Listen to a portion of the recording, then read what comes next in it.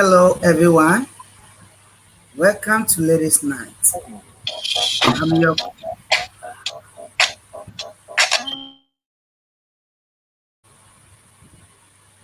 Hello, everyone.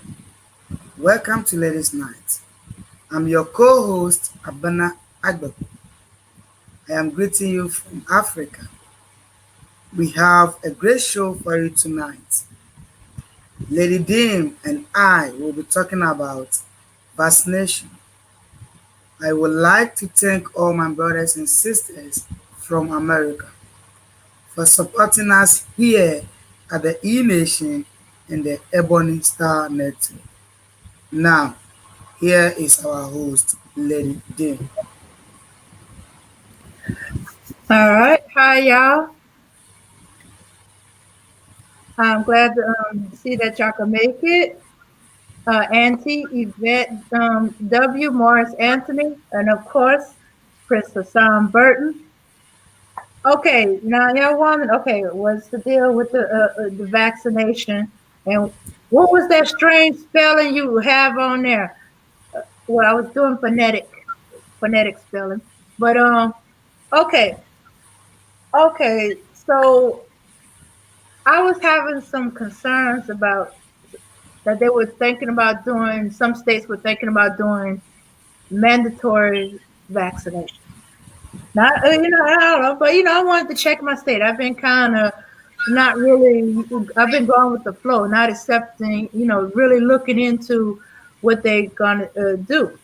Well, one, it is voluntary, but they have certain criteria. But I run across a couple of articles, that, still has a little concern. You know, some vaccine providers are showing favoritism to their customers when it's supposed to be first come, first served. They have to meet a certain criteria because that's what we're doing right now. Or they just outright just discriminating, discriminating. Now, in my state, favoritism, this, uh, favoritism, discrimination, yes, it tends to work this way. Certain group will be informed about some information before the other group, especially when it comes to stuff that's first come, first serve. Well, now, okay, um, the COVID vaccine, I have my concerns about it because to me, they came with it too quickly. Not enough testing is done. Not enough examining the drug, different circumstances, different groups, uh, different health issues, and all that. It came at it too fast. Fastest we ever came with a vaccine was 5 years, and that that was within 5 years. That was considered fast, and that was for polio. And then they trying some new method with it. Yeah, I'm concerned about the side effects. That's another thing is what you deal with people who's allergic to whatever in the vaccine. You got to give them some kind of alternate, all that kind of stuff. Um, so, but I was concerned about favoritism because I do have relatives, my aunts, my older cousin, well, my mom's first cousins and stuff like that. They all of age for the vaccine, and Okay, as long as they're not being forced to, it's not mandatory. It's voluntarily, according to the criteria of what they're doing for this tier for the vaccination. But I don't want them to be skipped over. If they in line for a certain date for the vaccine, then they should be getting the vaccine. They shouldn't be jumped over because my my client, my family, friends, jumped over, like cutting in line, so to say. It does happen. It does happen, especially in Louisiana. And how would you? In some cases, how would you know? If it's happening too often, it becomes known. Otherwise, they would not be having to remind providers about discrimination and showing favoritism. Okay, before I get into the article, let's do our copyright info that we normally do. All right. All right. Here we go. This channel may contain content not authorized for use by its owner. However, according to Section 107 of the Copyright Act of the United States, the fair use of copyright work for purposes such as criticism, comments, news reporting, teaching, scholarship, or research is not infringement of copyright. Okay, now that we covered our behinds, let's move on to this is in Louisiana. I don't know how it is in other states. But hey, you got your own state, and be like, well, if they're not, if they discriminate against black people, let the white people, let the pink people go first. Dude, I don't care. Just because I don't want to take it, I'm not going to stop my family, my people who believe it in it, and they want to take it, and it's for their health, it's their body, their choice. I don't want them getting skipped over, even though I personally think they should wait, but that's them. No, no, no, no. If they did everything they're supposed to do and they in line and they got an appointment and it's scheduled for this, they're going to get it. They should get it. I would prefer, but hey, that's free will. That's a choice they make. All right. So, for those of you thinking, well, hey, let them white people have it. No, no, no, no, no, no, no. Because if it starts there, it's going to be in other things. Got to nip that stuff in the bud right now. You see what happens when you let stuff you let them get away with the small stuff. They're going to get away with the big stuff. They're going to see how far they can get away with it. If you let them get away, they're going to keep trying to get away. No, not necessarily. Well, they're not going to be put. They ain't going to be forced. What is going to happen more likely, because they're going to be secretive about it, is okay. So if you got to do by appointment, and the vaccine comes in to, let's say, a clinic. So okay, to a clinic or to the doctor's office. The doctor's calling the people that fit the criteria. Mom, Dad, I need you to come over and hurry up and get your vaccine. Or brother, sister, or buddy, Barbara, Barbie, Brad, Pitt. I'm sorry. Hmm. Need you to come over now so y'all can get your shot. No, you have an appointment schedule. When that comes in, these people got there first. You're supposed to call them, or you're supposed to set up their appointment first. They were there, got in the line. That's what would have happened. Or they do have them schedule an appointment and they'll skip over them, push them a little further back and call the others first. Hurry up, come on, come on. When you gotta make that call. Well, I guess it's being kind of obvious if they have to remind providers, that favoritism to their customers may end. That's for those in the doctor's office or for pharmacies. No, you have a list. They are scheduled stuff like that. You cannot jump the line. All right. And of course, the obvious discrimination. Black people, we're tired of being pushed in the back of the line. Hmm. And you gotta understand, some of them are the generation where they had to fight to get the polio vaccine and other vaccines. So, they believe in it. Okay. So this is out of Baton Rouge. Louisiana Chief Police Health Officer Tuesday warned hospitals, pharmacies, and clinics that they should not be steering their coronavirus vaccine dose solely to their own patients, saying the state has received reports of such favoritism. So they so blatant with it that they're receiving reports. Try to fool the person and stuff like that. Dr. Joe Cantor with Louisiana Department of Health sent a memo to the vaccine providers that cautioned any found to be discriminating in favor of their patients and denying vaccine appointments to non-patients should face penalties. Okay, in this case, they denying appointments to non-patients. So if you don't belong to this doctor's office, but you hear they getting the vaccine, and you go to make a vaccine appointment, and they tell you, "Oh, I'm sorry, no, we're not doing vaccine appointment, or we didn't get the vaccine yet," when they know they got the vaccine.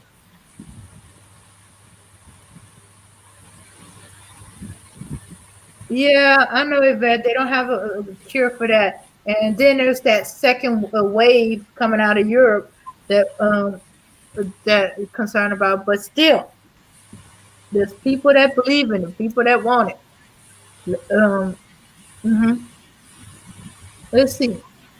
Let's see. Okay, could face penalties to the extent that such discrimination is occurring. It must immediately cease. Cantor wrote to health facilities to remind that COVID vaccine providers are subject to after action audits, and adverse action could be considered if improper discrimination by a provider is determined to have occurred. Because they got all these systems in place because they need to track all this. They need to know who got what when. And in case something happened, they can track it, find out what went wrong. The vaccine provider could face financial penalties, limits on future vaccine allocations, legal action, and other response if found continually to discriminate in its distribution, said Health Department spokesman Ali Neal. The state has control over licensing of health facilities and steers billions of dollars through the Medicaid program and other health initiatives to hospital clinics and pharmacies. So they're gonna hit your pocketbook, and you gonna either have to you're gonna lose money or you're gonna be paying money. Mm-hmm. Yeah. Hmm. Yeah. So okay, for Louisiana, the Pfizer and Moderna vaccines in Louisiana are available to healthcare employees, EMS workers, firefighters, people with kidney failure, and anyone aged 70 and older, people with disabilities over the age of 16 who receive community or home-based services and their providers, and the people who live and work at nursing homes and other long-term care facilities. That's who's supposed to be receiving it right now. So anybody not in this group is receiving it. Receiving it. That's a big no. Oh, that's gonna be a fine out your behind. Um, but even in these areas, you can discriminate. If you don't nip it in the bud, it's gonna get worse. You got to do it now. As soon as you catch it, nip it. It's been going on that they have to send reminders. God dang it.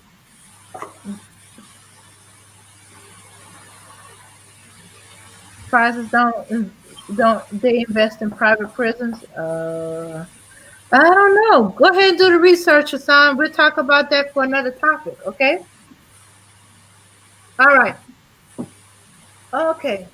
Okay, once vaccinations was open to elderly this month, the state began steering some of its weekly allocation of vaccine doses from federal government to a growing network of pharmacies and clinics by appointment only.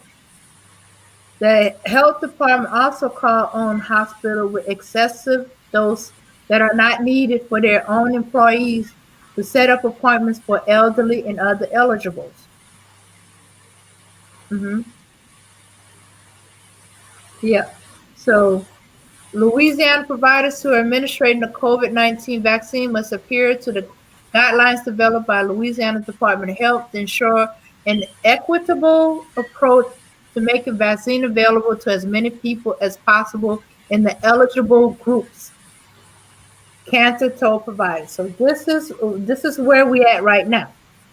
We are to those 70 and older, and as you can hear, a lot of the first responders, EMS, firefighters, and those working in hospital and the medical field, and home health and all that other stuff. So because those are the ones that was getting exposed to it the most. So, Avana, I know, Oh, like right now in your country, y'all don't have to worry about racism. But do you have to worry about favoritism among, like somebody in higher authority, like taking advantage of it and using it for their family and friends um, first and before the people that needs it, or more? yeah, Mhm. yeah, we have favoritism in Ghana, especially my country, because they do favoritism through the politician. And for instance, you see this kind of COVID vaccination that they are bringing out. If in case this vaccination had to be in Ghana, they're going to give it to their family members before they will distribute to the others. Uh-huh. They will do that. Oh, because I am in the Parliament House, I am an MP. My family needs to get it before other people have to get it, or my friends need to get it. So they will do this favoritism to their family, their friends, their co-workers before they will give it to we that they don't know us, or they will give it to their country members.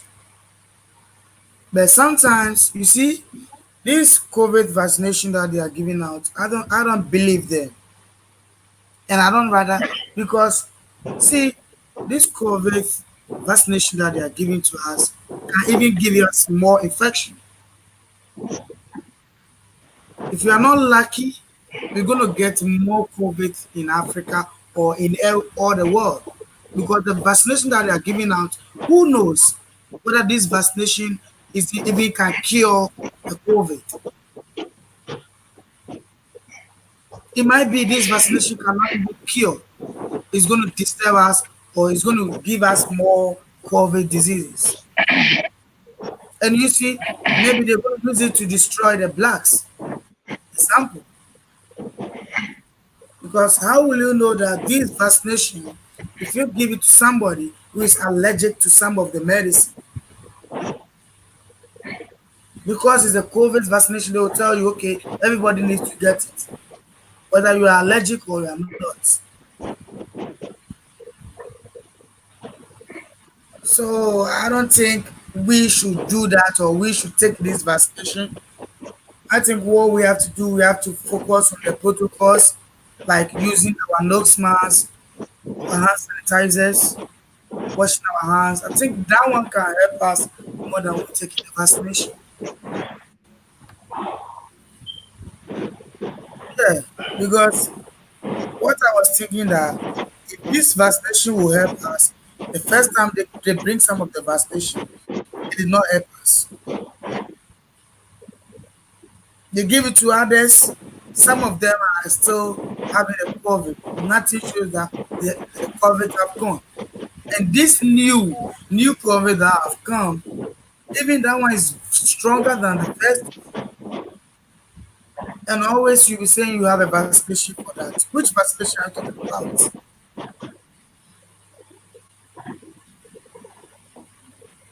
You don't have any vaccination. You just want to destroy people's life. You just want to destroy the families. Yeah. So we have to be very careful of ourselves. No one should take, like, I love my brothers and sisters from America very well because I don't want them to take any vaccination over there. It's not going to help them. If you are not lucky, they're going to use this vaccination to kill most of Black Americans over there. But they will tell you it's a vaccination which is going to help us, but rather they are using it to kill you. So we just need to obey on the protocols, protect ourselves, know how to live, or know how to walk in the town. Be very vigilant so that this kind of diseases will not attack to my brothers and sisters.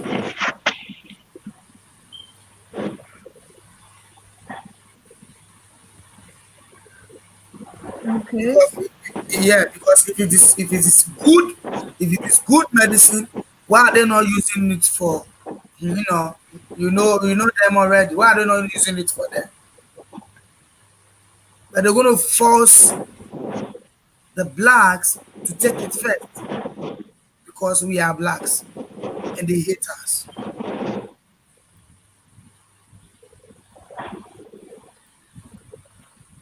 Yeah, yeah, I think more like they're using us for guinea pigs. They don't care what happens to us, so they want us to take it first. They want so they can see how it does. If it's okay, then they're gonna take it and stuff like that. Yeah, so I got a little. That's why I got a little worried when that governor was trying to make it mandatory, especially especially want to concentrate on the black and brown community. Now, somebody said that was a ploy. So when he comes up for reelection, he could say that he thought and he about his the black and the brown community in his state. I'm still saying there's also a secondary alternative motive, and that's stronger than the first. This one's stronger than that so-called first one. I say it's guinea pig. They're not trying to kill us. They're using us for guinea pigs. But hey, some of us happen to die. Oh well, you know. Yeah. Who hmm knows that this vaccination itself is a COVID? Who knows? Because for me, I don't believe any of them bringing this vaccination. Yeah, if you have the vaccination, then you need to cure the people who have get the COVID. You never cure them, and you said you have the vaccination for the one that they have never get the COVID. What are you trying to tell us? You're just going to use it to destroy families, destroy black communities. You see, by the time they will give it to you for the blacks, they will tell you, okay, now we have more COVID in the blacks. This disease is going high. And you see, we have to be very careful of the food we eat because they are the people who normally supply the food. Ordering food, we have to be very careful.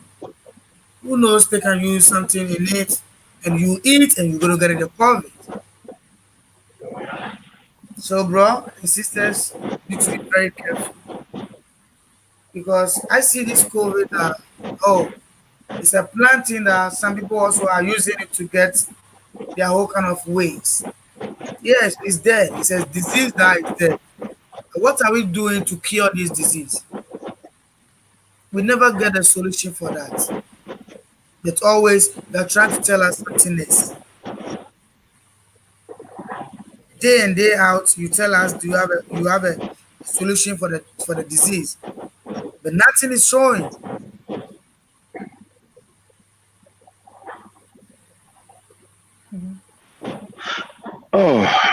Can you ladies hear me? Yeah. Yes, I can hear you. May I cut in? Yeah, go ahead.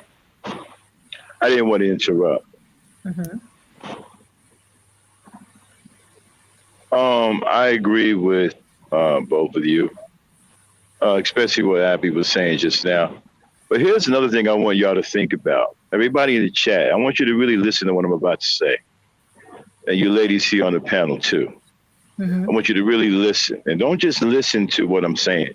Think about what I'm saying. Right? Okay. If you were at a cafeteria where they sell food and drink, right?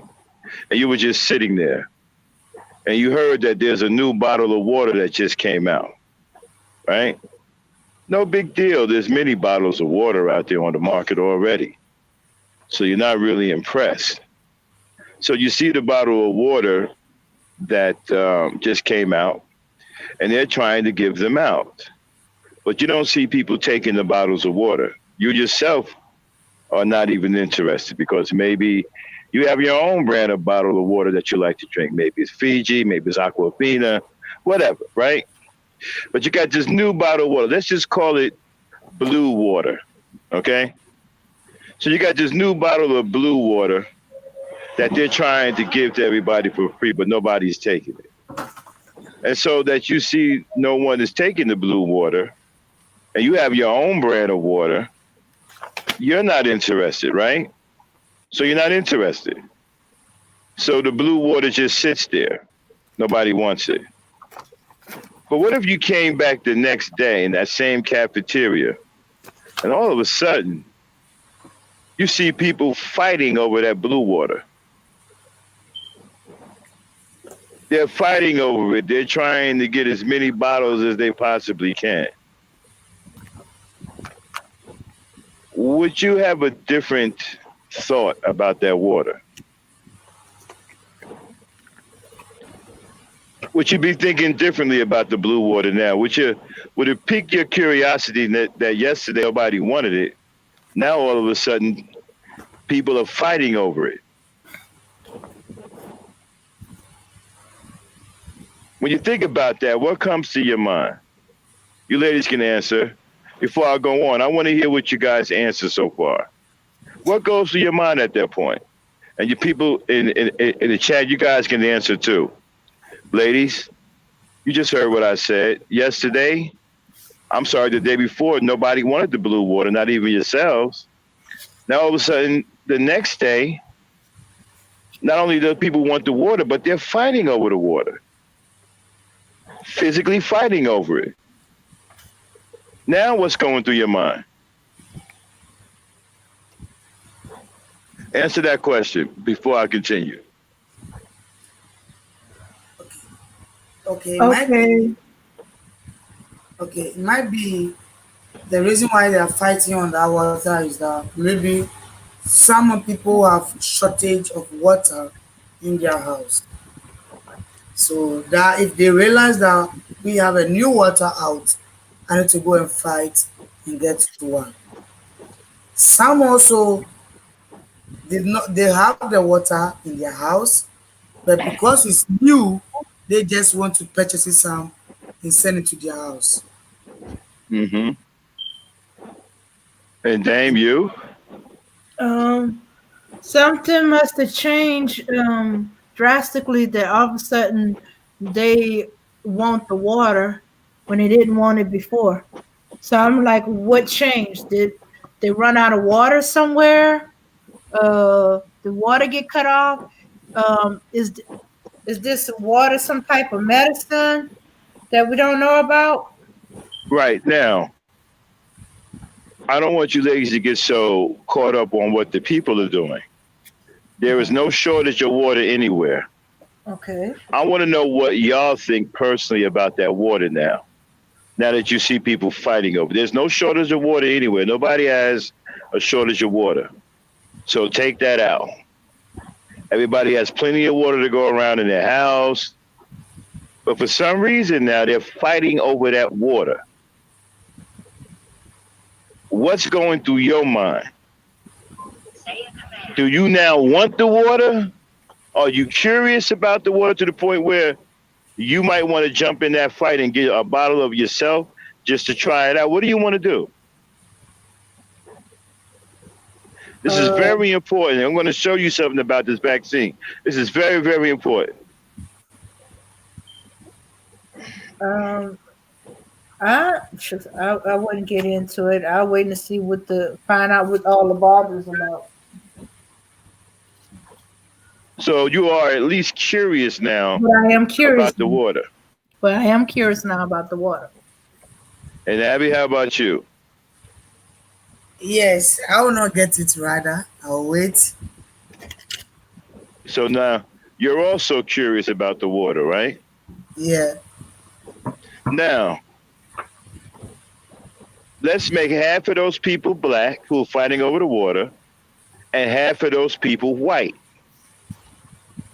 And the people who are giving out the water are also half and half black, half white. No, actually, I'm sorry. The people who are giving out the water are all white. But the people who are fighting over the water, some are black, some are white. Right? Now, at that point, you're watching. And you see people in lines pushing and shoving. But there's something else you notice. That the white people are giving more water to the white people than they are to the black people. Mm-hmm. Now what's going through your mind? Black people are being discriminated against. Discriminated against. Abby?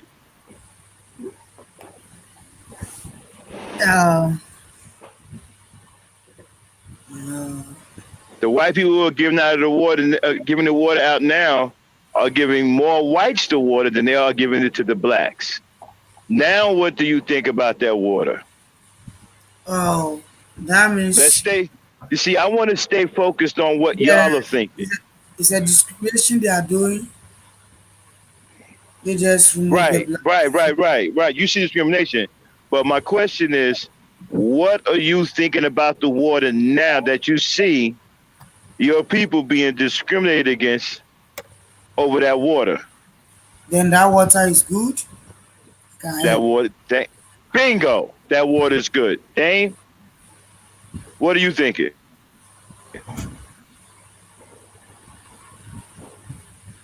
Mm. I'm I'm pretty much thinking the same thing. That that either that water is good because they are they making sure more of their people have it than the black people.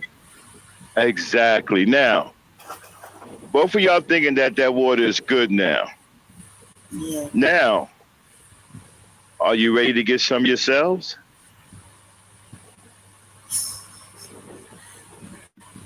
No. No, I'm still a little reluctant because why they being so blatantly obvious that they are giving it to their group, and not ours. Usually they try to hide something like that. So Right. And so you see your people being discriminated against.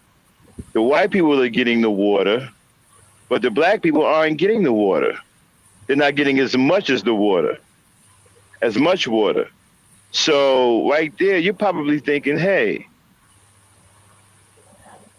that's good water. And why are they only giving it to whites?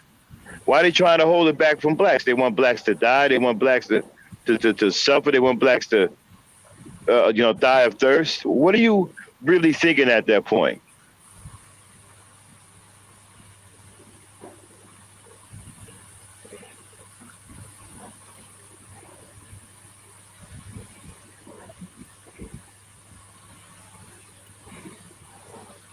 Hello? I'm thinking, part of me thinking there must be something. The water might be better, but I'm still suspicious on how blatant they are about it. If they just wanted to give it to just white, why are they letting the black know about it? You're right to be suspicious, and I'm gonna tell you why in a minute. Abby? Okay. If the water is good, why are they giving it to the white people alone? Fine, okay, Right, right, because it's good, right? So yeah, they're gonna give it to their people first okay, because they don't care about your people. okay. So that means we want our people to die. Right. So now what are you thinking about the water? Now you think that they want your people to die. What are you thinking about that water now? What if you had an opportunity to get that water and give it to your people? Would you do it? Yeah, I would see that this water wasn't good, but they are pretending to do like the water is good, so that I will still come and get it for my people. Very interesting what you just said. Say that again. I think the water is not good, but they are trying to show me that oh the water is good, so they give it to their people for me to see that oh, the water is good, and I will come for it and give it to my people. Very, very good. Excellent, excellent, excellent observation and understanding of what's going on. That's exactly what's going on with these vaccines. That's why they're discriminating with the vaccines because they're trying to make you think the vaccines are good. Ah.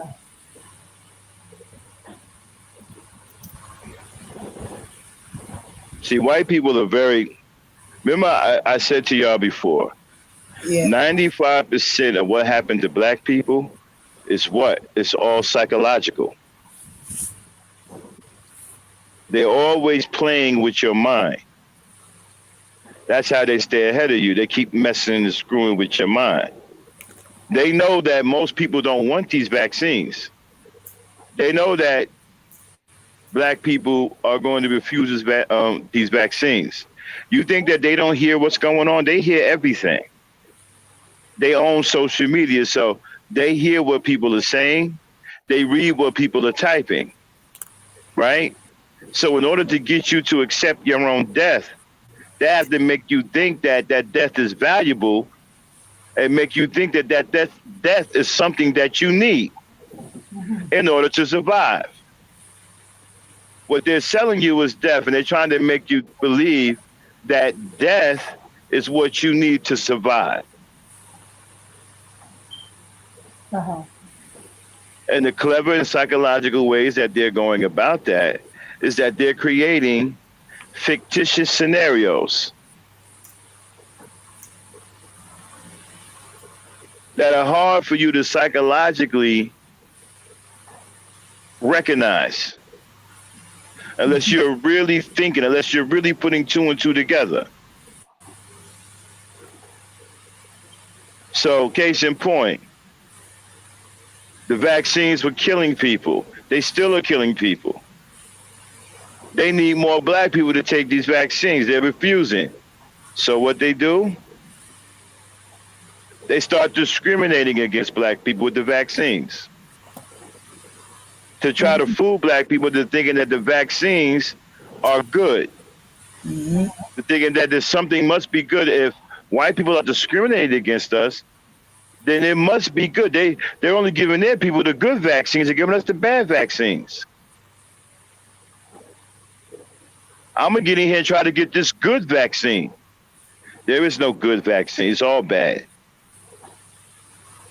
But they're trying to psychologically trick you into thinking that there's something good about the vaccine by discriminating against your people, which both of you almost fell for until you thought about the situation. Both of you was pretty good. You didn't fall completely, but both of y'all pretty much stayed your ground. Dan kept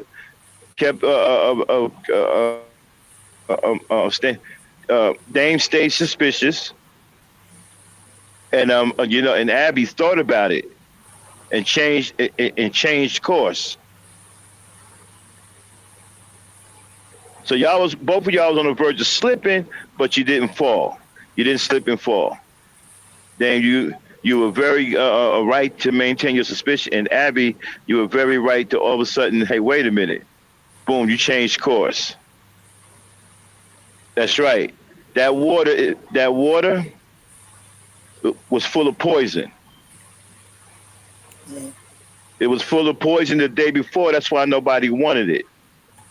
And it's filled. It was still filled with poison the next day when everybody was fighting over it. But it was made because of the scenario. It was made to look like the water was good because they used discrimination.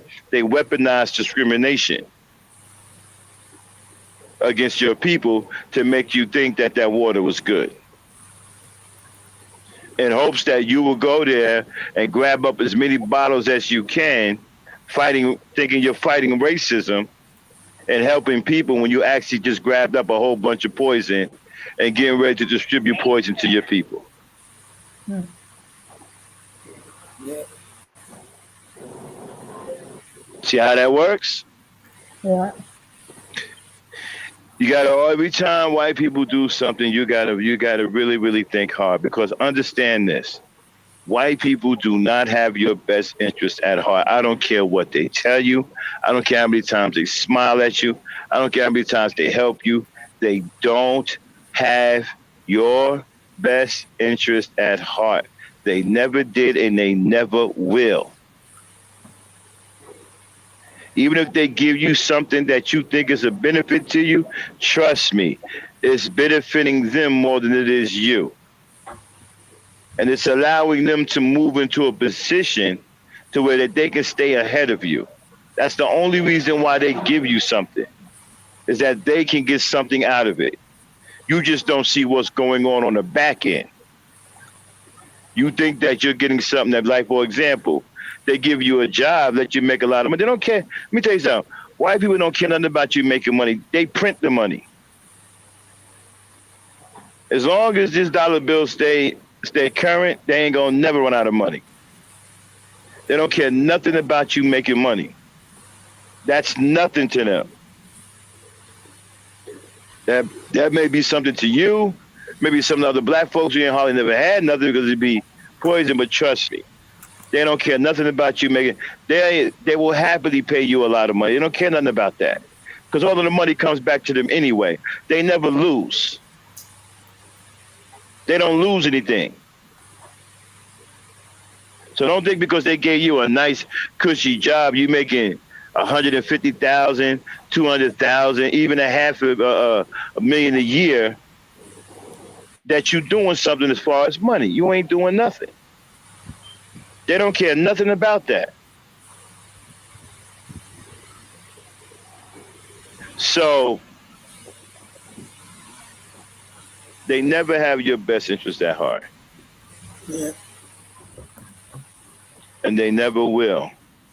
That's why you have to be very, very careful on what you accept from them and what you do with them, especially when they're trying to give you something like a vaccine. And you notice something else that people are not paying any attention to? Why is it that they're the only ones who developed the vaccine? Why no other scientists was involved? Why no black scientists were involved? Why wasn't they transparent? Mm. Why didn't they let you see how the vaccines were being created, where they was being created, who was involved, whether it be black doctors, Indian doctors, who? Why all of a sudden this vaccine comes out of nowhere? Nobody actually knows who actually created it. Anybody know who created the vaccine? Does anybody know the doctors or the scientists' names who came up with this vaccine? Anybody know who they are? It was supposed to have been some doctor. Um, Some doctor. What is that? Who well, is the? Is he a white doctor? she's supposed to be a black doctor. I'm trying to remember her name. A black doctor came up with this vaccine? You sure about that? I didn't hear about that. Okay. Wow, Well, if a black doctor came up with this vaccine, black folks in man, they got us marked for death. let's see.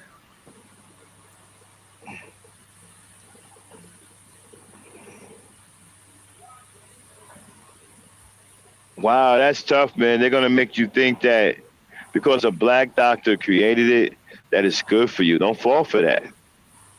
Black people don't fall for that because if this is true, a black doctor created this. Don't fall for that.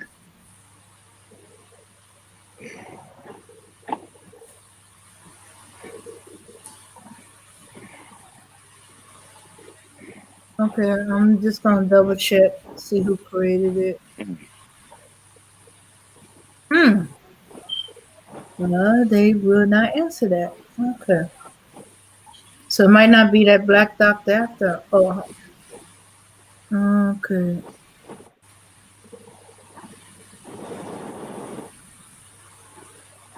Also, Auntie said she was an assistant. Yeah, Oh, yeah, y'all got to be careful with that. Yeah, don't fall mhm. for that. Oh yeah, Morris Anthony. Oh, but she was an assistant. Okay, so why they kept making it sound like she created it? And you can trust the black people. One of your own created it. Exactly. Yeah, that's the oldest trick in the book. That's that Sambo shit. That's the oldest trick in the book. Don't fall for that. That's one of their oldest and dearest tricks. But we don't even know who are the doctors, who are the scientists, what lab did this come out of? Where's the transparency? Usually, when somebody develops something, they let you know they developed it at Johns Hopkins University. Professor so and so, scientist so and so.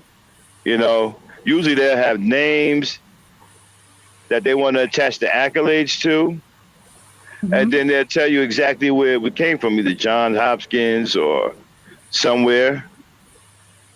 Where was this COVID virus? I mean, vaccine created? What lab? What university? Who were the doctors? Who were the scientists? When a doctor, scientists. Who were the Okay. scientists involved? Who were involved? Who was involved?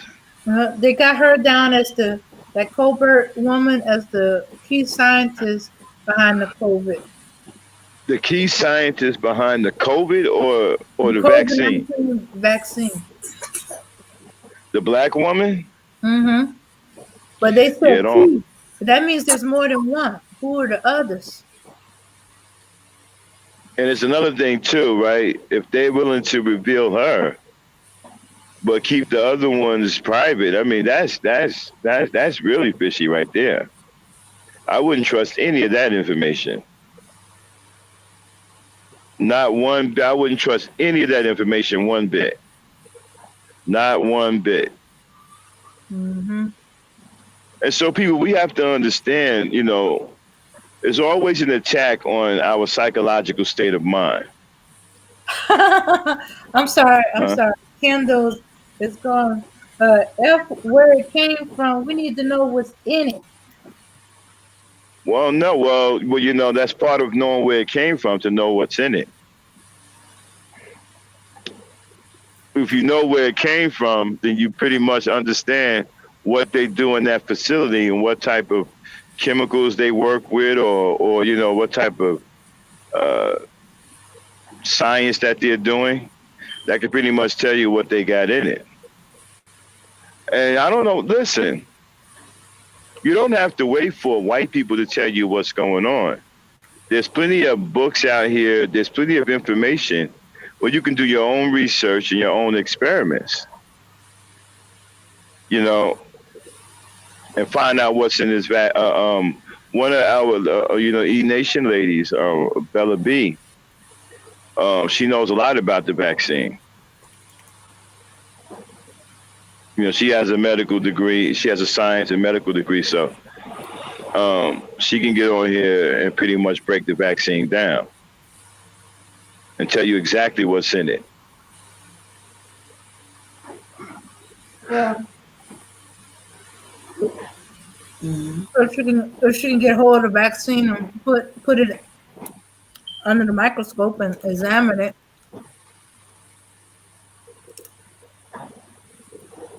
What was that? I said, yeah, she said if she can get it under the microscope, All right. Anyway, let's just go on to Mhm. something about what I was saying about the psychological state of mind. Okay. Um, you have to guard against that when you're dealing with white people because that's what they're going to attack first. They want to try to create a certain image in your mind in order for them to do certain things to you. You know, once they create the image in your mind and they get you thinking the way they wanted to, then they can go and do certain things behind that thinking. Mhm. Hold on, I'll be right back. I got to get off for 1 second, y'all. I'll be right back. Okay. Okay. Yeah, so it's true that you see, as I was saying, the blacks we need to be very careful because they are just trying to confuse the blacks' mind so that they can get the mindset that oh the vaccination that they bring out is very good, is good for our health, is going to protect us from this COVID, but not. They are just confusing our mind. They are just lying to us so that we will be involved to it later. We're going to be say, oh, if I know I couldn't have taken this vaccination. Yeah, maybe. You see, we need to advise our children, our wives, our husband, everyone, our grandmother, our grandparents, for them to know that hey, if somebody comes to the house knocking, you want to give you a vaccination, tell them no, I'm okay. I don't need your vaccination for my family. We just need to protect our family and everybody. If we don't do that, I tell you, by the time we realize black community will be finished.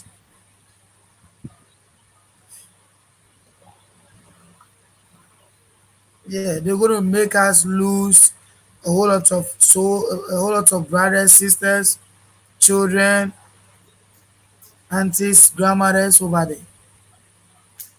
Because if they give you the vaccination and you get, definitely your family also will be getting it. If you are not lucky, you'll be losing souls. So we have to be very careful of those things. And we shouldn't believe in them that hey, because they are giving it to the white people, so we okay with it. No black should do that. Yeah. Yeah. Yeah. Yeah. So,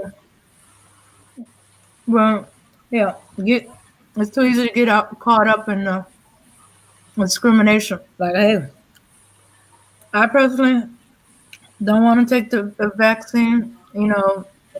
To me, it's too soon. Something's gonna be off about it. Too many dangerous mistakes could have been done. And but I have family generations where they had to fight to get the polio vaccine. Um, and they thinking in terms of get it now while they can. Yeah. You know, I so understand. mhm, Yeah, I understand the polio vaccination. Yeah, the World Organized bring it. Even in Africa, they bring the polio vaccination. Sometimes you see the polio vaccination is different from this COVID vaccination mhm, because if we don't know, polio vaccination have helped people who have been in polio, who have get the disease of the polio. And in Africa, we have a lot of children who have this kind of polio incident. mhm, So the vaccination, some of them are cured by that polio vaccination that they give to the children. Yeah. So I think that one is different from this COVID vaccination. COVID, who is going to say that I'll take the COVID vaccination, I'm okay. But the polio, I myself can't even tell you, oh, I know someone, this, the polio vaccination, he took it and he's okay now. Yeah. Yeah. Yeah, Hassan said it takes 13 to 20 years for effective vaccination to develop. As I said, polio was the quickest one at 5 years. So this less than a year thing, even if it was a year old, I still don't trust it. It's too soon, too many.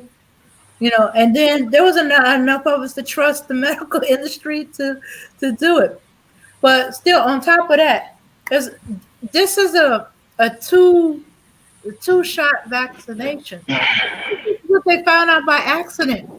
That they first need to give you a low dose of the vaccine and then give you the full dose of the vaccine for it to work effectively. And how did they find that out? By accident. Well, So, Hassan said something about mhm. Hassan said something about the new world order, the one world order. My thing is, I want to know who's doing all of this. Who has that kind of power to where they can create something like a one world order? What kind of cohesiveness, what kind of connection that you would have to be able to be this effective all over the world? I mean, we've had powerful empires in the past. One of the greatest empires the world has ever seen was the Persian Empire. And they crumbled like a house of cards. You had the Ming Dynasty, they fell apart. You had, the Huns, you had Genghis, Genghis Khan. You had a whole bunch of, you had the Egyptians, you had, these people just fell apart. It's hard to maintain that kind of power. It's really not meant for either a particular regime or one or two or a group of people to rule this entire planet. It's never going to happen that way. It's always going to fall apart. It's nearly impossible to control an entire planet. It's just too many people. It's just too many things. Well, I don't even understand how they're even getting something like that massive together. I mean, you have to have allegiance of leaders all over the world. I don't see that happening.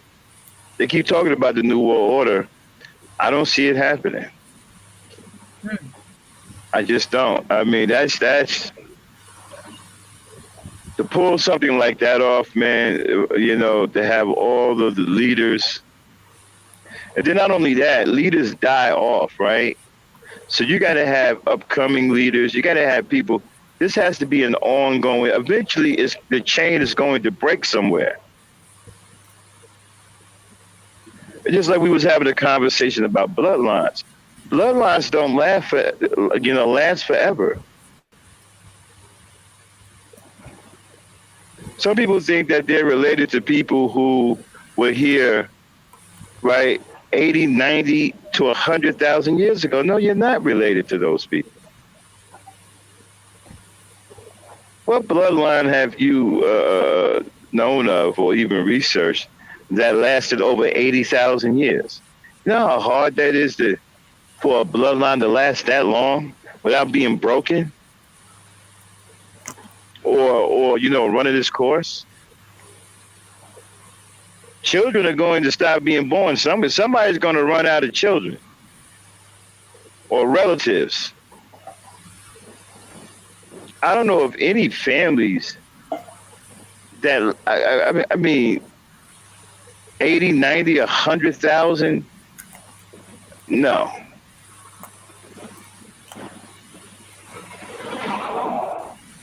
Eventually your bloodline is going to be broken and a new bloodline is going to start.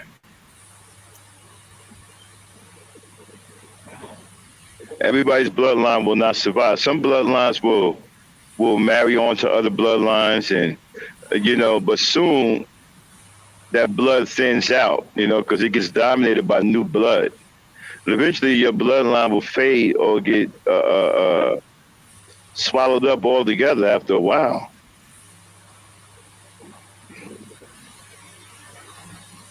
Because it's constantly new blood. So I don't know about being related. And then eventually there'll be people born that you're not related to, because there's no traces of your DNA or blood. Even when they did, right, the African thing, and they try to trace black people back to Africa, right? Mm-hmm. They didn't have any direct bloodlines that they connected them to. Not that I'm aware of. What they did was they took samples of the DNA of the people in that region, right? And if you had similar DNA, they're saying this is most likely where you're from. Mm-hmm. Or most likely where your people came from. Okay, they're not saying that your people's bloodline still exists. There, people, there are tribes of people. You ever run into somebody, right, that you knew, Mm-hmm. and then you haven't seen them for a long time, but then all of a sudden, you run into somebody that looks exactly like them? Okay. Mm-hmm. Or you may run into somebody that has the same kind of features that they have. Yeah. Those are tribal things there. So if you come from a tribe, yeah, you're going to have similar DNA, right? Mm-hmm. But it doesn't mean that you're related to everybody in that tribe. You may belong to that tribe, but you may not be blood related to everybody in that tribe. So when they do these DNA tests, they're saying this is most likely where your people came from, but they're not saying that you're related to the people there now by blood. So if we have the same DNA that Ebony has, it means that our people may be from where Ebony lives, right? Mm-hmm. So, but that does not make us kin to Ebony. It does not make us blood kin. It may make us a part of the same tribe, but it doesn't make us blood kin.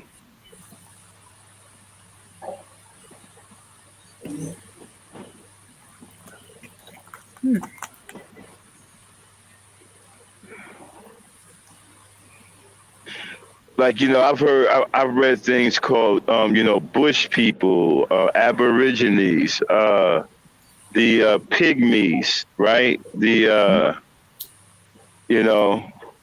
Were all pygmies brother and sister? No,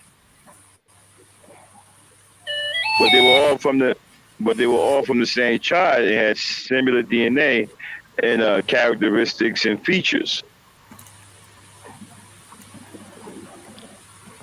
Mm-hmm. A tribe of people, right? Yeah. I don't know how tribes of people get started. I really don't know. That's something that's beyond my scope of knowledge. I think some of this stuff is kind of confusing, right? Mm-hmm. Especially when we talked about Adam and Eve populating the world. That's impossible. Two people cannot populate the world, so we have to stop believing in nonsense and start using our better judgment and common sense. There's no way two people can populate the world, especially not without incest being involved. Like when you look, not going in terms of the Bible thing, but I just got one more question. Like when you look at Adam and Eve, right, and they had children, right? If I'm not mistaken, didn't something in there said that Eve gave birth to one of her sons' wife?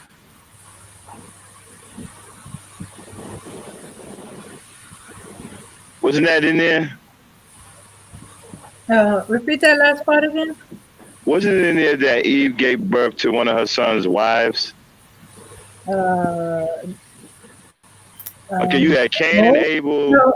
You had Cain Uh, and Abel, they right? were daughters, but they didn't necessarily say they were Cain and I Abel's. could have swore I could have swore there was something in there where when a new daughter was born, that daughter was going to be married to one of the brothers. No, I didn't see that. I could have swore that was it because other than that, where are they getting wives from? There's nobody else around. All right, you know what? I don't want to go left, because, all right, because we can get excited about that. Let's get back on, but that's it. I going to deal with that at some point. But anyway, I don't know how tribes get started. Abby, can you speak about that? About tribes? How do they get started? Like, how do they come about? Do you know that? Do you have that information? About Do you think? Yeah. Do you think that people in a certain area just elect a chief or a leader and say, okay, we are now we are now this so and so tribe. We are now the Zulus. We're now the. I mean, you know, because even the Zulus, right? All of them wasn't brothers and sisters. They may have yeah, called themselves brothers and sisters, but they all wasn't blood brothers and sisters. They had different bloodlines there. exactly. Right. So, I mean, when you look at the history of the world and how, population came about, the information is sketchy at best because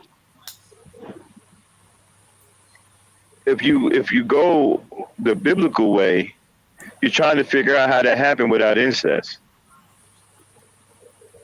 But if you open up your mind and say, well, people had to be here already, different people. Well, okay, well then where did they come from?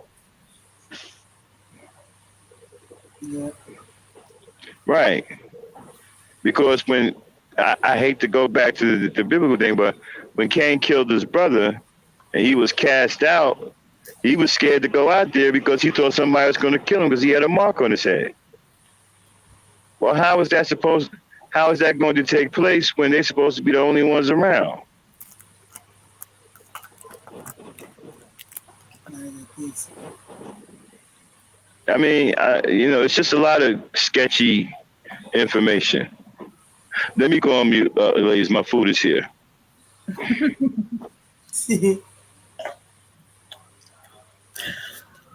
Okay. Well, I'm gonna be honest. I can't answer that. I don't know the answer. I got my theory, but it's just a theory. There's no fact. There's no information I can go to such and such book, such and such chapter, such and such verse in the Bible, and it says that. There's nothing about it. Well, no, I would love to hear what your theory is. Okay. I mean, everybody, listen, put a one in the chat if y'all want to hear Dame's theory about how we all got here. No, that's not what I'm saying. I'm saying Put a one in the chat if you want to hear the Dame break it down. I know I do. I'm very interested in the theory. No. Abby, are you interested in Dame's theory? Yeah. Yeah, I want to hear it. So you got 2 yeses. Everybody, if you want to hear Dame's theory, put one in the chat, please. Okay, we got Hassan. He with it. He want to hear it.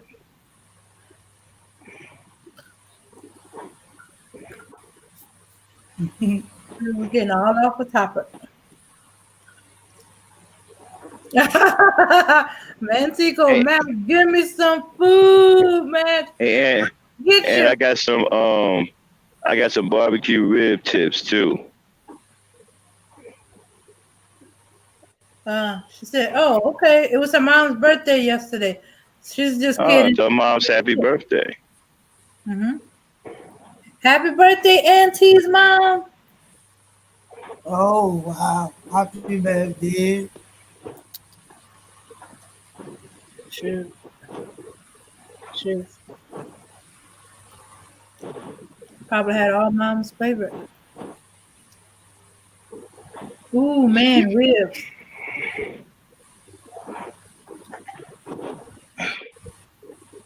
So tell us your theory, Dame. I want to hear this. Okay. Okay. Now you know that um the first people of the Bible they were kind of long lived, and there might have been generations went by before the incident with Cain and Abel. It's not like just it just happened one day. I mean, it's not like this happened. Just they just told about that 1 or 2 days. So imagine thousands of, or maybe hundreds of years. No, I'm gonna go with the hundreds because I don't think they were that long lived. Even though Methuselah lived to be 900 and something. Dang, I used to remember how many years. Okay. Um, but he was the last really long lived man of that age. But imagine almost hundreds of years and Abel getting favored over the okay, so but children are still born 9 months after they conceive. Although we only know about the three sons, that don't mean that they didn't have wives or children. Yeah, who they had wives with? Okay, we don't know. Who their wives were? We don't know. Okay, we're gonna assume the sisters because even though we know daughters were born, we don't know how many. Their names weren't given or stated in the story. But I'm thinking that several generations of people have been born in the who knows how many years. I think this is mentioned in the Bible somewhere. It is mentioned in the Bible how long Adam lived, how long this one lived, and on. But um, but that meant there was a bunch of women and fewer men. So let's say Abel might have had a family. We don't know. He may have had a family, and that will be the person that be trying to kill Cain, his family. You killed my husband. You killed my father. You killed and stuff like that.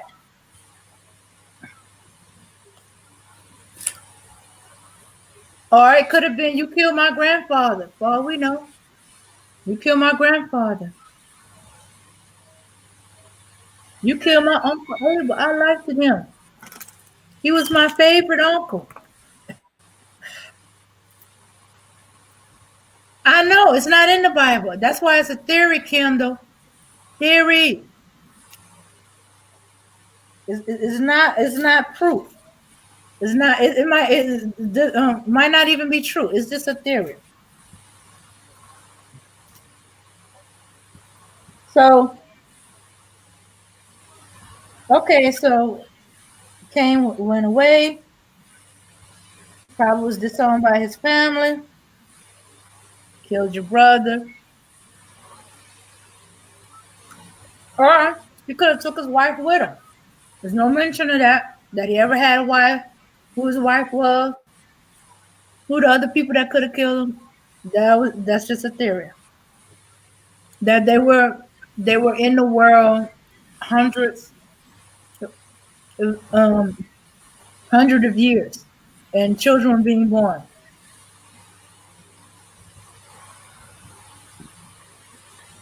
So there's some theory that when they say Adam, they may be the descendant of Adam, the descendant of Cain, the descendant of Abel, the descendant of Seth. They don't mean that is that person. I don't know. That's a theory in itself too. Yeah. Yep. Yeah. My other thing, there was other people, but everybody keep asking who these other people came from. That meant they came from other people besides Adam. I'm thinking they all came from Adam and his descendant.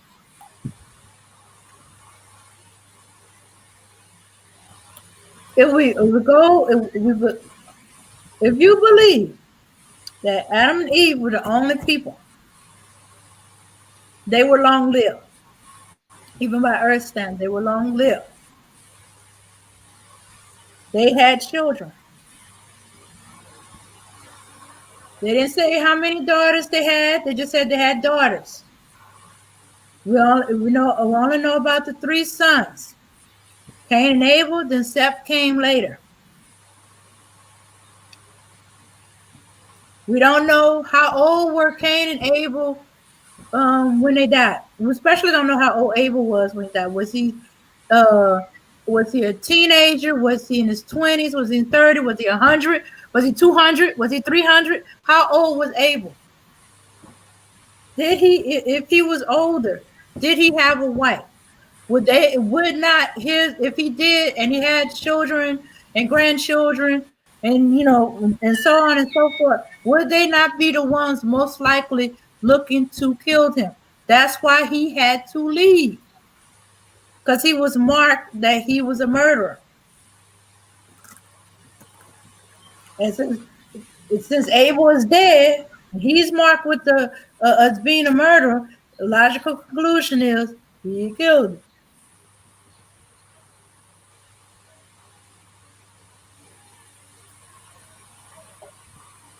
Now, did Cain leave with a wife, or did he find a wife after he left, or did he go with his wife and they founded a people in a country?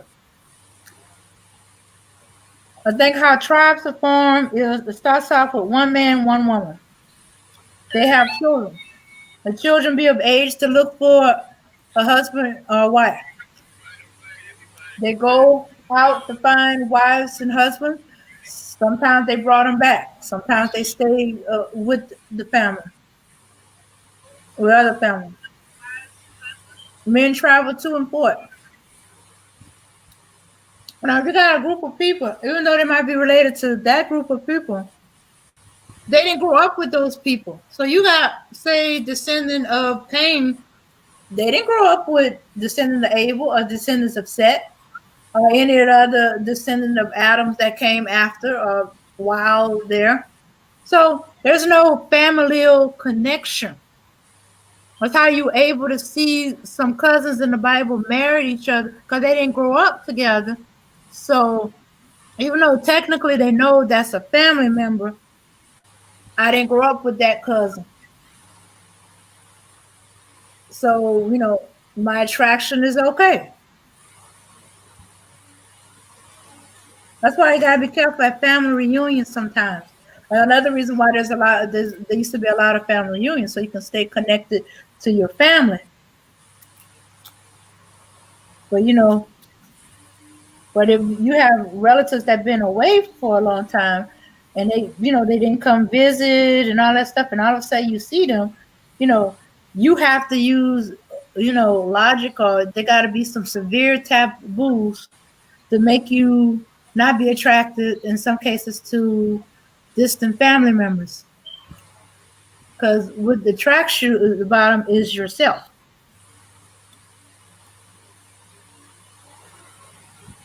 Okay, let me read the chat. Let me see what's going on. Genesis tells us that Kendall says Genesis tells us that Adam and Eve, Cain and Abel were not the first people on earth because when he killed his brother, he left the Garden of Eden and found a wife. Where did he? Okay, so he found the wife. That's the same thing I said a few weeks ago. So apparently there were other people on earth. I think people in other places were in books that they took from us. I don't think the Bible is the whole story. Damn, I wonder how long we could live if there was no pollution or poison in our food or anything. I think we live to be a few hundred years, or at least over 100. The oldest person I've heard of is 120. Mm-hmm. I'm still stuck on let us make men in our image and after our likeness. Okay. Hassan Burton is a conspiracy, lol. They say us, meaning God and the Holy Spirit. Oh, and don't forget Jesus Christ. Okay. So it would either be a Holy Spirit or a wife that they erased from the book. My father always told me there's a difference between being related and having relatives. Okay, right, right. Adam, Adam was a cisgender though, blaming the woman. Yeah, and then he did the ultimate no, no. Not only did he blame the woman, he tried to make it God's fault. The woman that you chose for me was like, it's your fault. You gave her to me.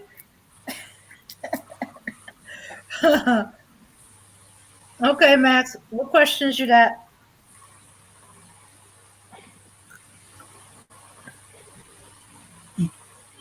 Max? Yes. You had a question?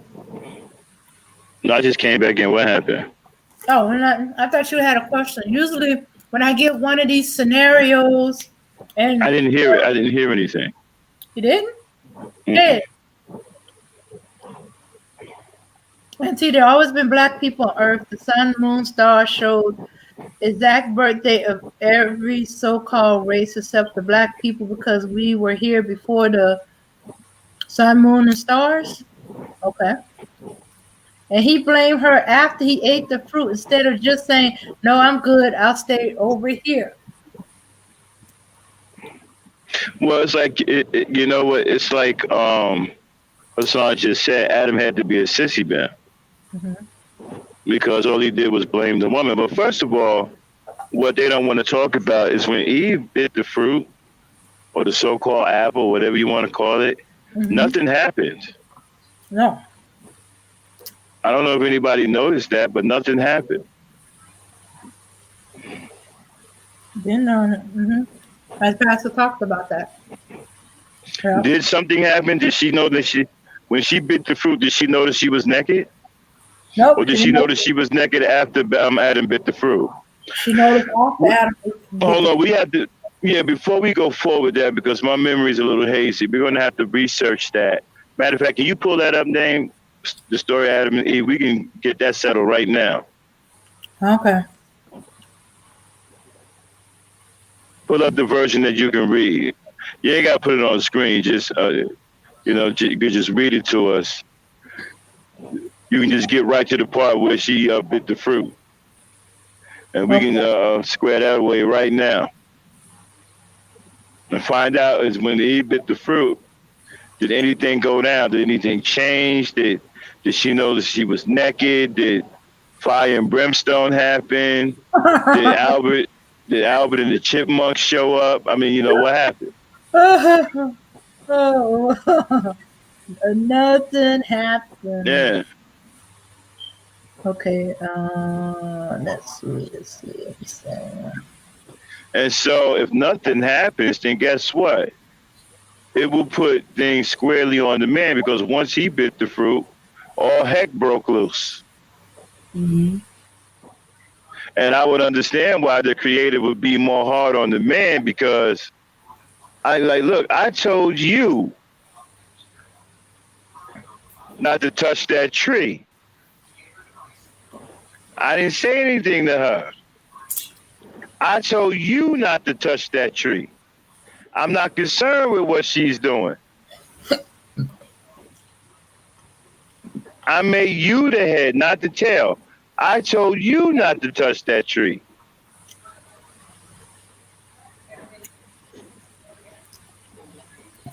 Okay. I'm reading from the version from the Message Bible. When the woman saw that the tree looked like good Wait a eating, minute, wait a minute, wait a minute, wait a minute. What version is that? he said that, that's a easier to read. No, no, no, no, no. Wait a minute. Hmm. Is that another version of the Bible? No, no. Okay, translation. Okay, it's not okay. When they say version, they mean uh reading to read. How many versions of the Bible do we have? I don't know. I'm thinking almost 50. 50 versions. Okay, you know what? That's for another show. Go ahead. Okay.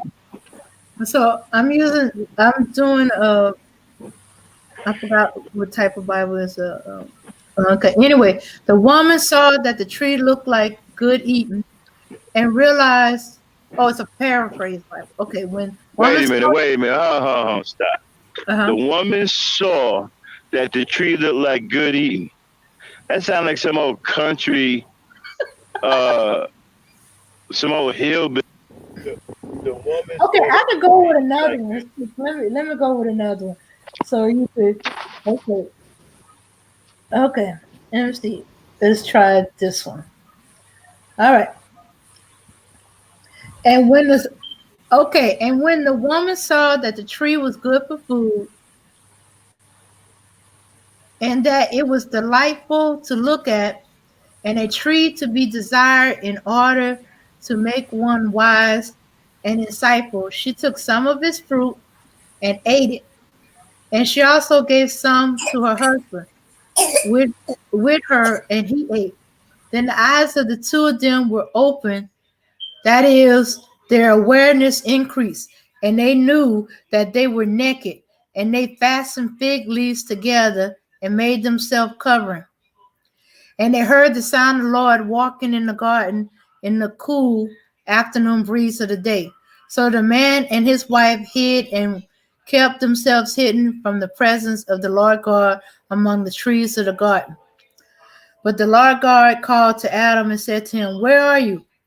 I heard the sound of you walking in the garden and was afraid because I was naked, so I hid myself." God said, "Who told you that you were naked? Have you eaten fruit from the tree of which I command you not to eat?" And the man said, "The woman who you gave to be with me, she gave me fruit from the tree, and I ate it." Then the Lord said to the woman, "What is this that you have done?" And the woman said, "The serpent beguiled and deceived me, and I ate from the forbidden tree." The Lord God said to the serpent, "Because you have done this, you are cursed more than all the cattle and more than any animal of the field. On your belly you shall go, and dust you shall eat all the days of your life, and I will put enmity, open hostility between you and the woman, and between your seed, offspring, and her seed. He shall fatally bruise your head, and you shall only bruise his heel."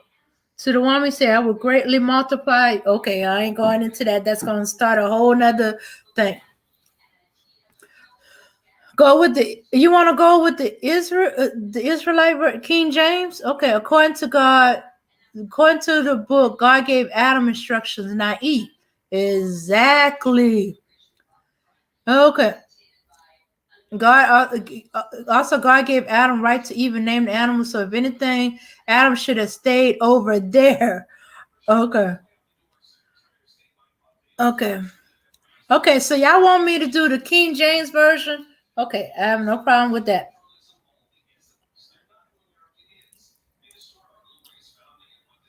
Okay, King James, not the new King James, just straight Okay, King. I'm back. I'm sorry. I had to get up for 1 second. Okay. Okay. I didn't hear anything. Start from the beginning, please. Okay, they want me Sorry to about that. do. They want me to read from the King James Israelite, the Israelite version of the King James Bible. Okay. Okay, that ought to be interesting Mm-hmm. because they think King James, because the Hebrew Israelites think King James is a black man. Okay. Yeah, and I'm not even reading the new King James. I'm reading King James. When the woman saw that the tree was good for food, and that it was pleasant to the eyes, and a tree to be desired to make one wise, she took of the fruit thereof and did eat, and gave also unto her husband, and with her, and he did eat. And the eyes of them both were open, and they knew that they were naked. And they sewed fig leaves together and made themselves aprons. And they heard the voice of the Lord God walking in the garden in the cool of the day. And Adam and his wife hid themselves in the What? kingdom. What have you done? What has? Oh yeah. Okay, What hast thou done? okay. And his wife hid, Adam and his wife hid themselves from the presence of the Lord among the trees of the garden. And the Lord God called unto Adam and said unto him, Where art thou? And he said, I heard thy voice in the garden and was afraid because I was naked and I hid myself. And he said, Who told thee that thou was naked? Hast thou eaten of the tree whereof I commanded thee that thou shouldest not eat? And the man said, The woman whom thou gavest to be with me, she gave me of the tree, and I did eat. And the Lord God said unto the woman, What is this that thou hast done? And the woman said, The serpent beguiled me, and I did eat. And the Lord God said unto the serpent, Because thou hast done this, thou art cursed above all cattle, and above every beast of the field, and upon thy belly thou shalt, on thy belly shalt thou go, and thus shalt thou eat all the days of thy life. And I will put enmity between thee and the woman, and between thy seed and her seed. It shall bruise thy head, and thou shalt bruise his heel. Unto the woman he said, I will. Okay, let me stop there. You know what? This really interesting. In the Bible, it says her seed. And they kept going on and on and on about the man has the seed. No, the woman has the seed. And I kept saying the seed is the child. Mm-hmm. So God said, told her, thou seed. He didn't tell it to Adam. Okay, I got a solid tracker. I think they may be right. We have a lot of different versions of the Bible. Every European ruling commissioned the best scholars of that time to write his particular version of the. Well, actually, it's supposed to mean translation, but as the language has changed, some people have found a little problem with that old English. So Hey, we don't have to get into a whole. My question is this, right? Okay. If the sissy bins want to blame Adam, Eve, because they said she gave it to him and he ate it, then they can't claim leadership as men. No. Okay? You cannot claim leadership. If you don't want leadership, then you cannot complain how you're being treated by women. Because you give up your rights to be a leader by blaming Eve. Rather than taking responsibility. So in a sense, Adam gave up his leadership to her. And that's why God said there would be enmity between the serpent seed and her seed. He didn't say that to Adam. He said it to her. Let's look up that word. Enmity, what is it? Let's see. It was said in the application Bible. Forget all that. Say the word again. Enmity.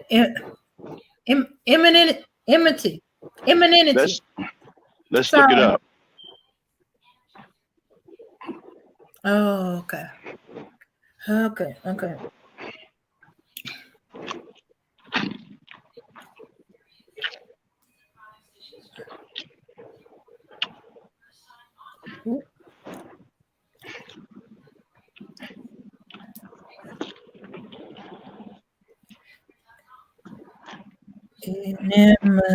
Enmity. The state of feeling of being actively opposed or hostile to someone or something. Okay, so basically he turned the serpent seed against the woman's seed and vice versa. Uh-huh. They will have animosity towards each other and see each other as natural enemies. Whereas before this, they could have lived in peace.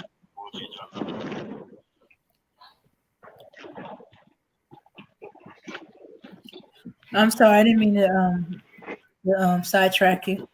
Yes, you did.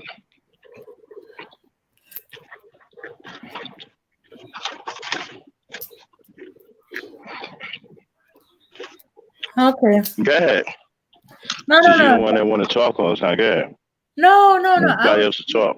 I was trying to hear if I was pronouncing that word right. And I had to turn up the volume a little bit, and that's what you heard.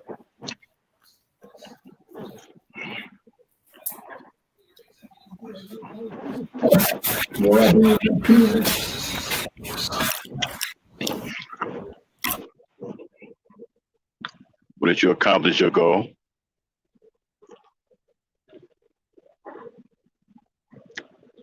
Hello? Sorry, I had a little background noise. You accomplished your goal? Huh? Yeah, I heard the word. And what's the definition again? Okay. The state or feeling of being actively opposed or hostile to someone or something. Mm-hmm.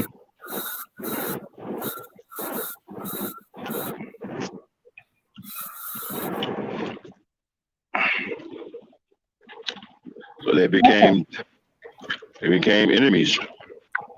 Mm-hmm. Hostile. Mm.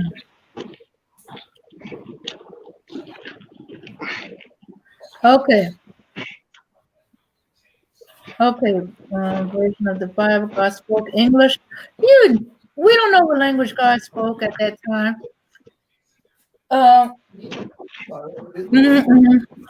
Yeah. Yeah. They just translated it into English. That's right. This is why I stopped listening to the Miserable Lights years ago. Most of them don't know what they're talking about. They don't read. Correct. I noticed in a lot of their versions where the original writing has the word heathens in it, they change it to nations as if the Most High was Well, talking about everyone. my thing is, if God is a creator and he created everything, then how can somebody translate his language? They translated the Torah. They translated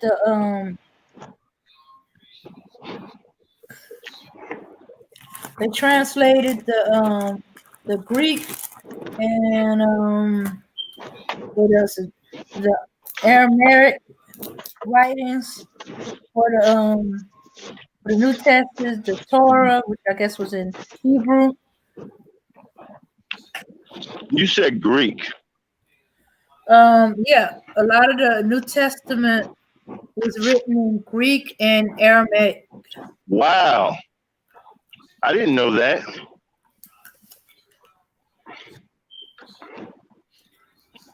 Yeah, you gotta understand at the time, the Romans had control over over The Israel. Greeks? Well, The yeah, Greeks were homos. uh-huh. They were homos and chili mo's. But not all of them.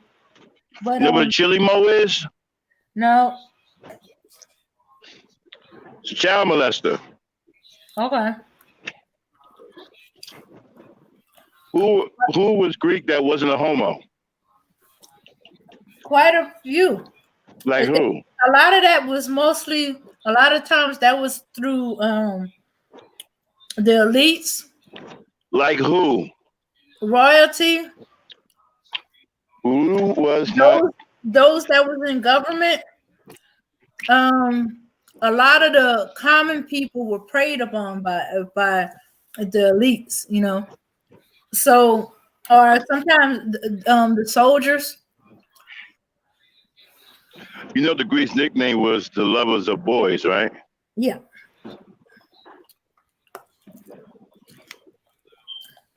No wonder that you don't see no women in the Bible.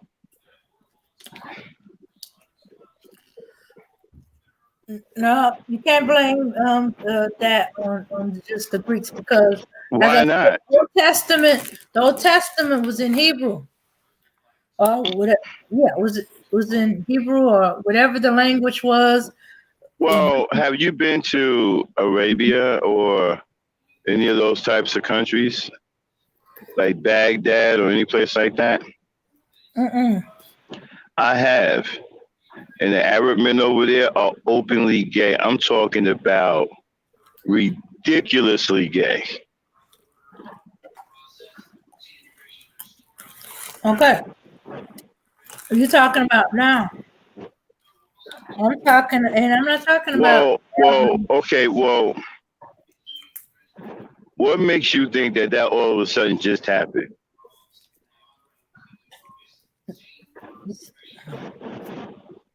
Okay, I mean, you know how long ago it was when they banished their women to the island of Lesbos? that was the Greeks. Greeks or the Middle East? Which one are we talking about? Both of them. Okay. The Greeks had many islands. Not every Greek island I banned don't care, women. and they were gay on every last one of them. No, they just had gay people on every last one of them. But they weren't all. Okay. All right. See, Christians are brainwashed, you know? Yeah, y'all don't want to see the truth. No, I just don't generalize that. I'm not generalizing anything. It is what it is. What are you talking about? Okay. No generalization is the truth. Okay. If every Greek woman on every You know what it is. The Christians just don't want to believe, but that you're being lied to. Lesbo, they were What still it is that island of Lesbo. what it comes down to is this, right? A lot of you Christians just don't want to believe that you've been lied to. Mm-hmm. You just don't want to come to grips with that. You don't want to believe that what you grew up believing is actually a lie. Many of y'all are afraid of that because you don't know what you will have if you don't have your belief in this Bible. You don't know what you would have if they took it away or if it wasn't there. Okay. You know, many of you just don't want to come to grips with the fact that you've been lied to. Okay. All right. Okay. Okay. Morris Anthony. Yeah, the Greeks didn't write any scriptures. Israelites that spoke and wrote Greek did. Not to mention. We don't know who wrote anything. First of all, and some of the. I have a question. First of all, I have a question, right? And how come nobody ever questioned this, right? Who understands the language that God speaks? What human understands his language? Hey, the Torah was not written until Moses. Obviously, God spoke a language that Moses understood to tell him to write these things. Or it was passed down word of mouth. But that's if Moses existed. Okay. And okay, you don't believe Moses existed. Okay, no problem. Well, I mean, now here's my stance on the Bible. Mm-hmm. I'm not one of them Negroes that believe everything in the Bible isn't true. Mm-hmm. I do believe some things in the Bible is true. But there's a lot of stuff in there I have some serious questions about, and some other stuff in there I just flat out don't believe. I don't believe the Adam and Eve story ever happened. I think that Genesis is problematic pretty much from beginning to end. It's problematic. Revelations, I'm a little confused by because how come divine creatures, right, or divine have all of these deformities and 2 and 3 heads and what is all of that?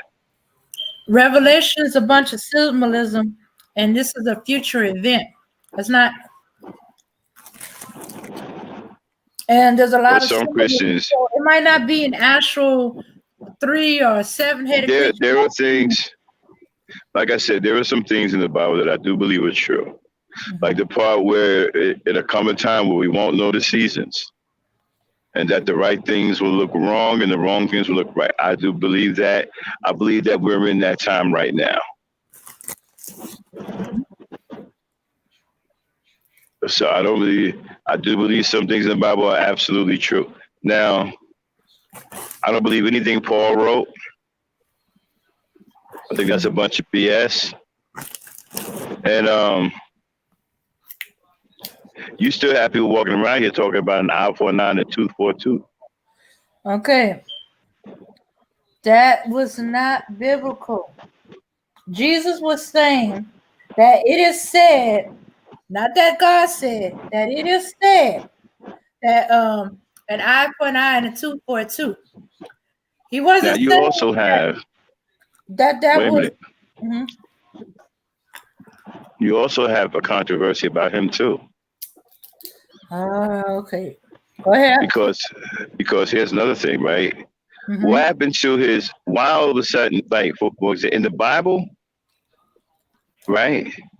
Mhm. He was born, and I think he at the age of 12 he disappeared. No, his family lost him. He was where he was. He was in the temple talking to men of God. Okay, subtract 12 from 35. What number do you come up with?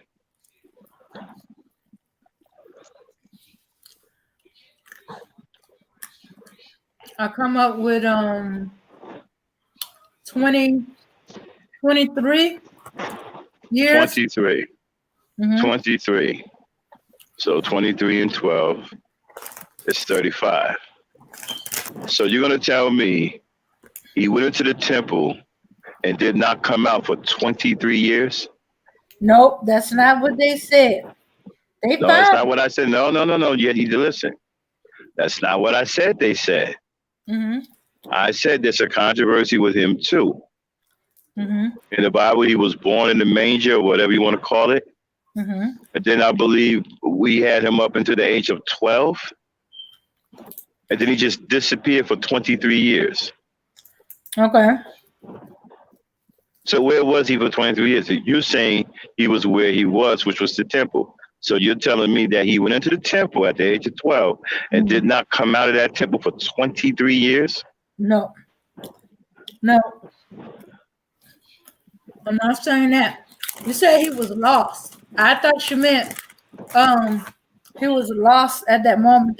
They talk about the incident where they thought he was with this family member, that family member, and it And then wasn't. here's another problem I have. Mm. How come Christians seem to be more holier than God and more spiritual than Jesus? How is it that God is telling you to be fruitful and multiply? Okay, so what is that telling you? Basically, he's giving you the green light to do the hookah chuka. That's the only way you're going to be fruitful and multiply, right? With your wife. But I'm not, okay, who else are you doing it with? Okay. Yes, he's giving you permission to do the hookah and chuka. You don't have to take those little side shots. I get that. Okay, just listen to what I'm saying, please. Okay, so be fruitful and multiply, right? But why is it that Christians be on some? Well, Jesus never had a girlfriend. He don't need a girl. Why not?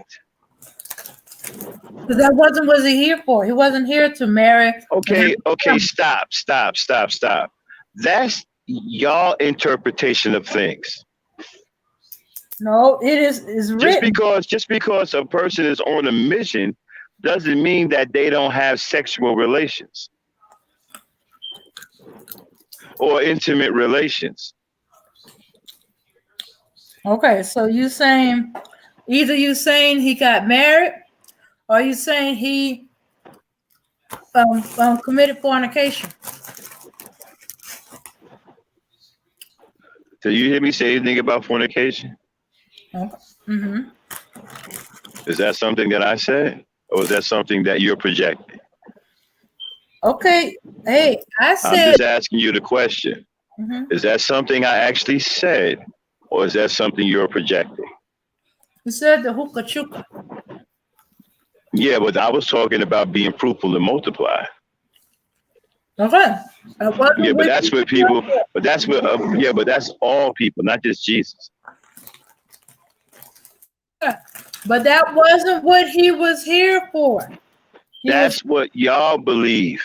No, it is written That's not necessarily his in the belief. Bible. Yeah, but what? Yeah, okay, but where did it say anywhere in the Bible that he wasn't supposed to have intimate relations with a woman? Find the scripture in the Bible or somewhere where God said that Jesus wasn't allowed to have intimate relations with a woman.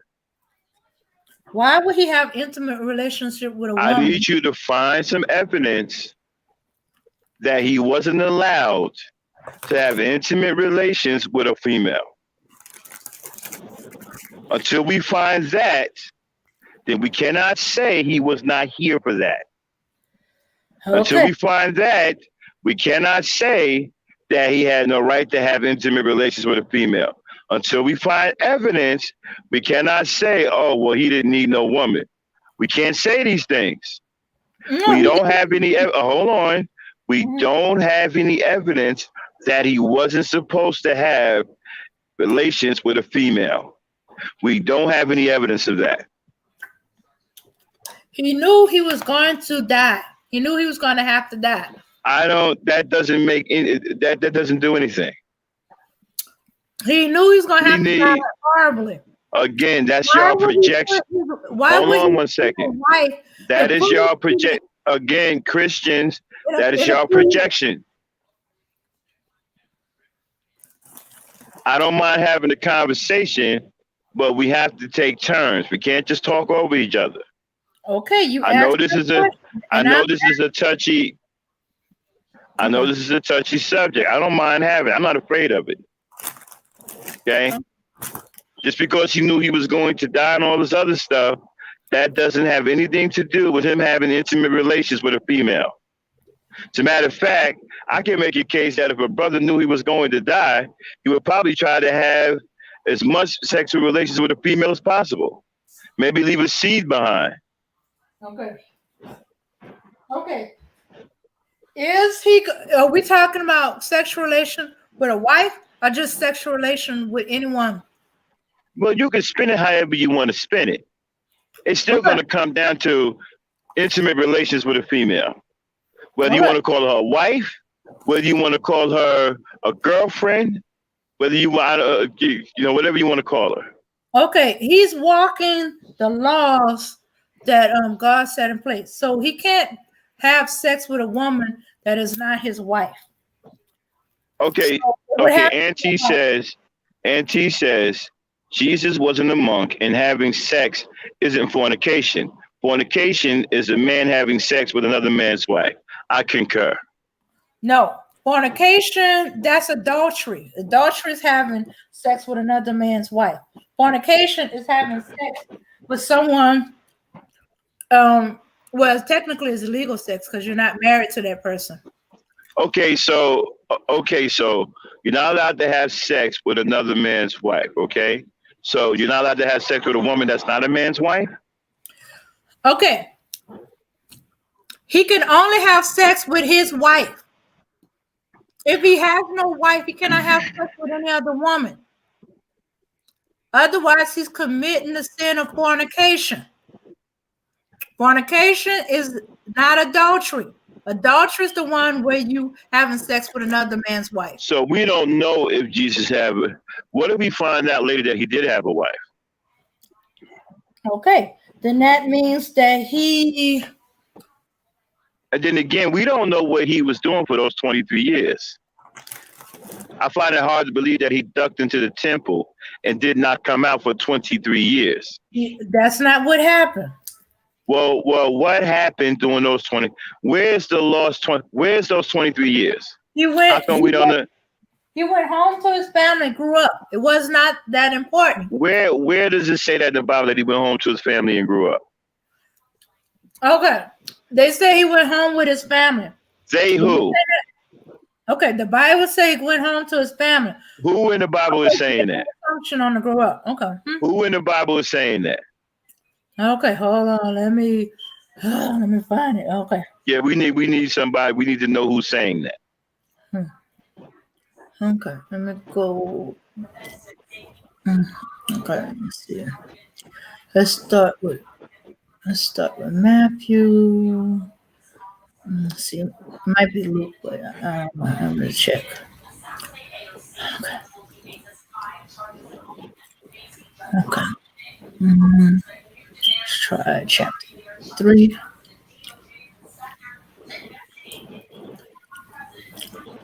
And she says she also heard Christians say that it's a sin to even have sex with your own spouse if it's not to produce children. So she's really confused. Yeah, I'm confused too. That's some like severe thing going on and there sound like Okay, sex is marriage, and you can have many wives. Polygamous relationships aren't against God's law. Apparently not. It says Solomon had 700. Oh no. It's not against God's law, but that's not what he wanted. He all right, but check this out. If polygamous marriages isn't against God's law, then why is there such thing as cheating? Okay. And wait a minute. Hold on 1 second. Where does it say in the Bible that a man is cheating? When he's sleep with a woman that's not his wife. That's not cheating. That's not called cheating.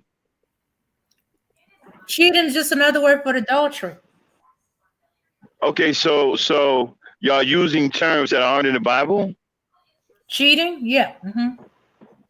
That's not in the Bible. So? What do you mean so? Y'all just throwing stuff in there talking about well, he's doing this, he's doing that. Okay. Look. Cheating is just another, in that term, in that way of using it, another term for adultery. Being okay, apparently we have the wrong understanding of the word. Your vows. Oh. Apparently we have the wrong understanding of the word. Let's look up the term cheat. Yeah, because we got it. No. See, we got it. No. Let somebody else. We have to have a fundamental. Because you keep pulling. Let somebody else look it up. Somebody look up the word cheat, please, for the sake of this debate. We need to have a fundamental understanding on what a cheat is and what cheating is. Pull up all the definitions, because the number one would be talking about accounting in some sort or betting. So make sure you pull up all the definitions. Okay. Yes. And what we're looking for the word cheat or any definition of the word cheat or cheating that has to do with a marriage.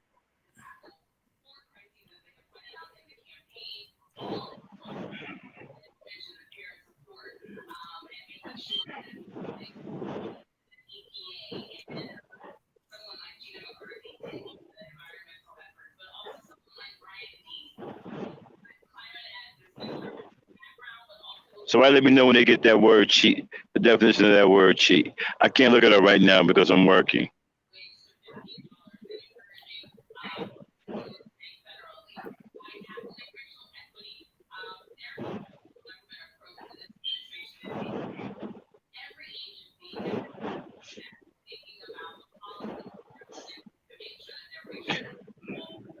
Did you look it up, Dan? Because I think they're busy into their conversation. Abby, are you there? Or did she go to sleep? I don't know. She's muted. Ebony!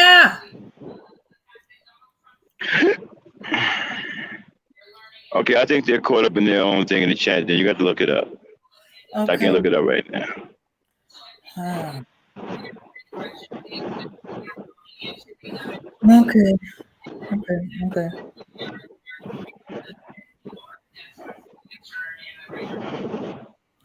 Okay. Let me go jump to chapter 2. Okay. Let's see. Well, I tell you, Kendall, I still don't believe Sodom.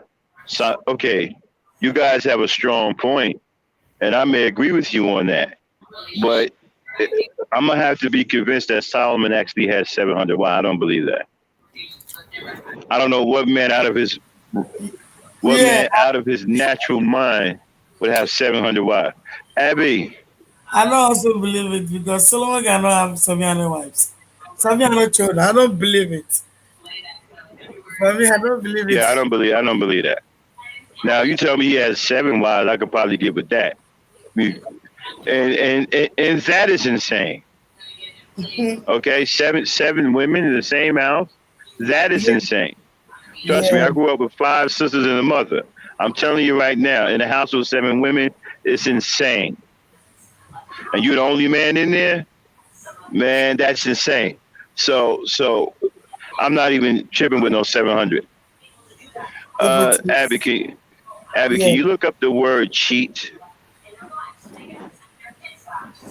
cheat.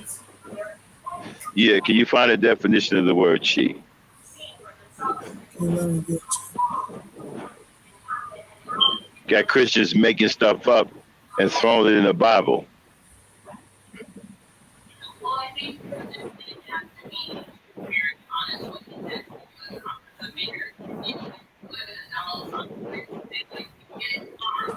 Anthony, Anthony, what you. do you mean by that? I'm a little confused. His own wife can be multiple wives. Elaborate on that, my brother.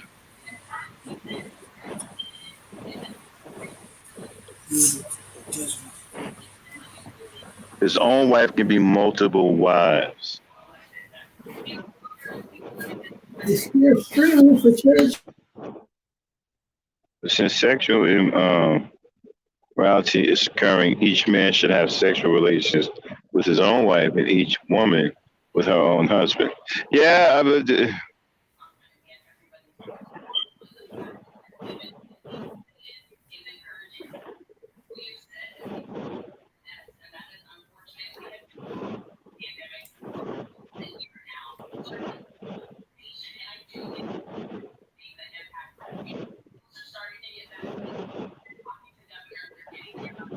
yeah, I agree with you, Kendall.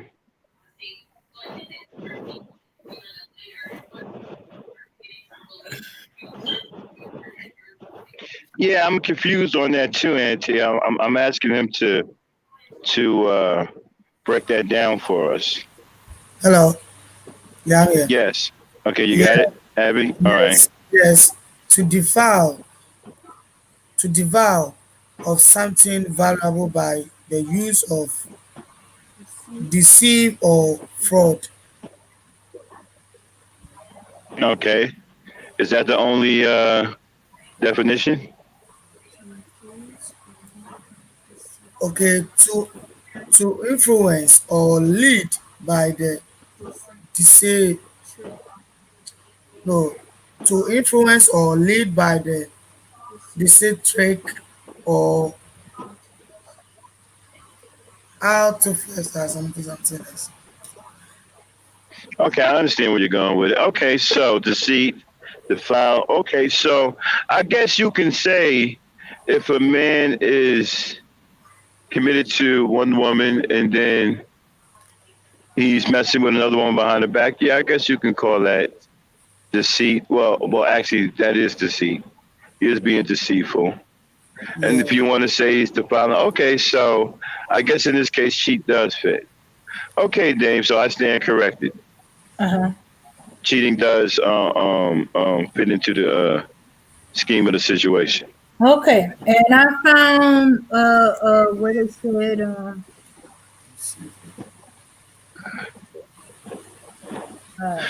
You found what? and I found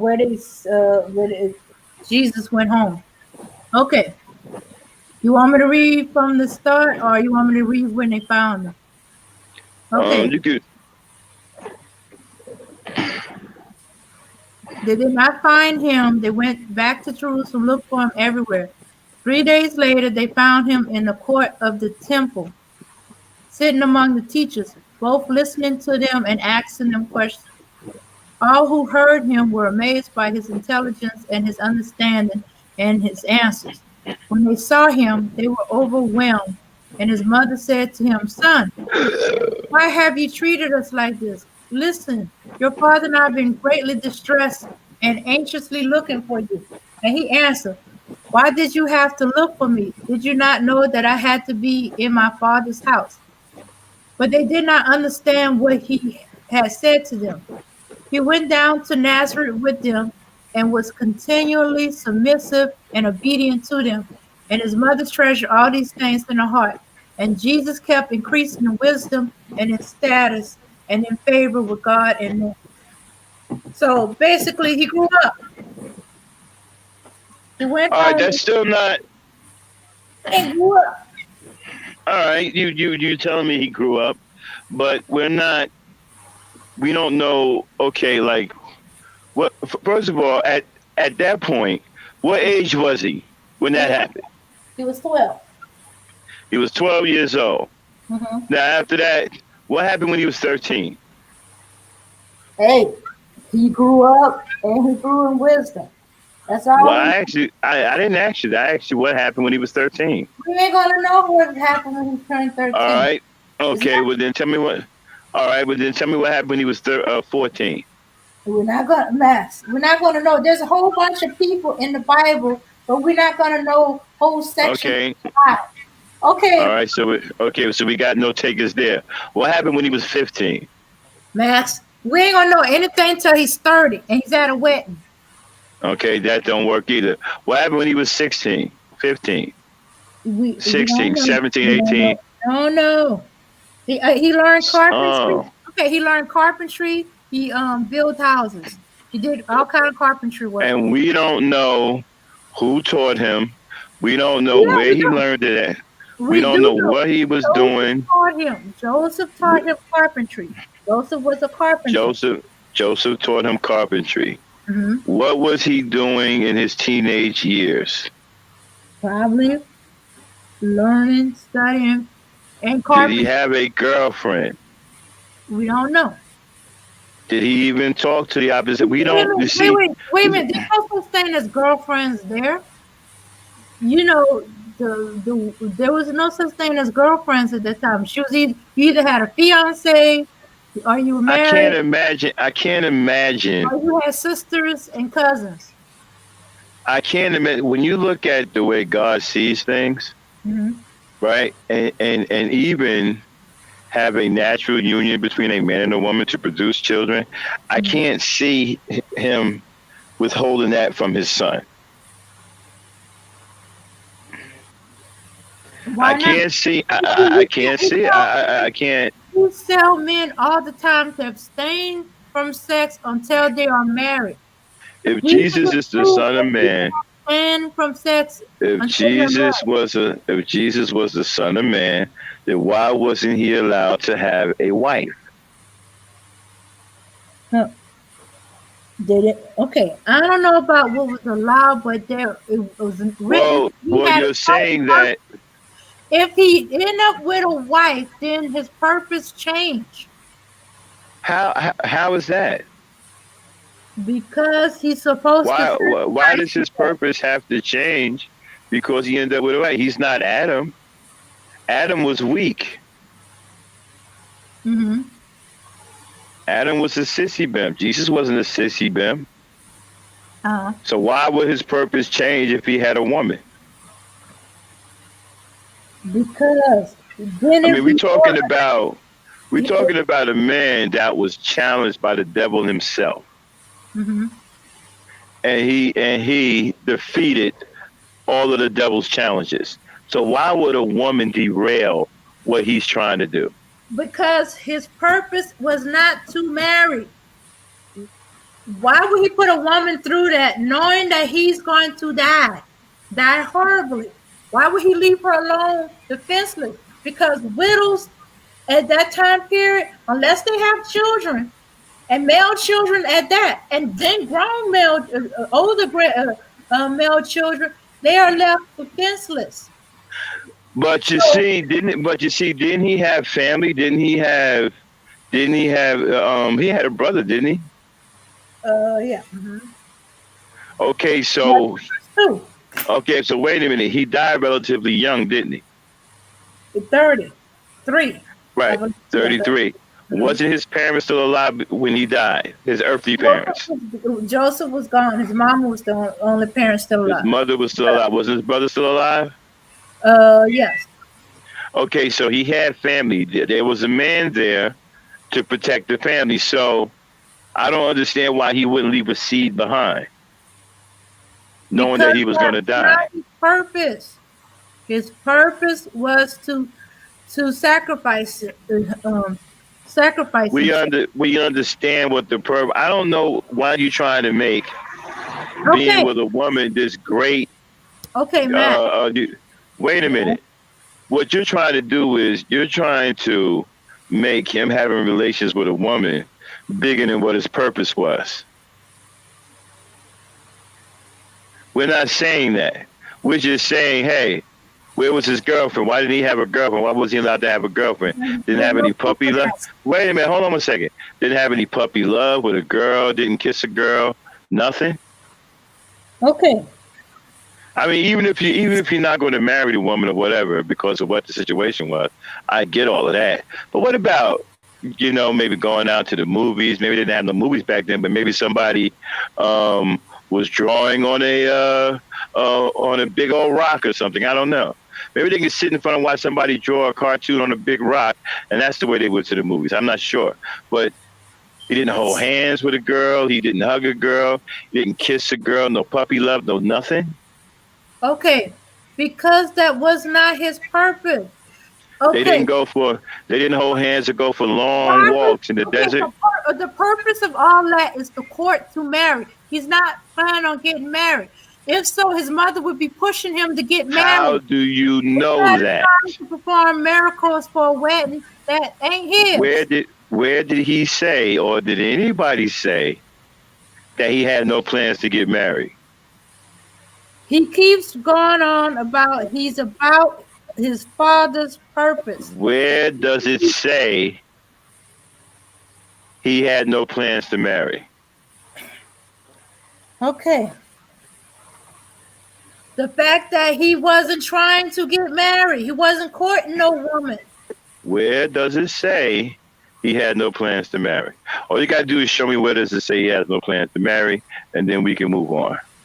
Okay, there is nothing in there that There was now nothing said it. So now let's go back to the teenage years.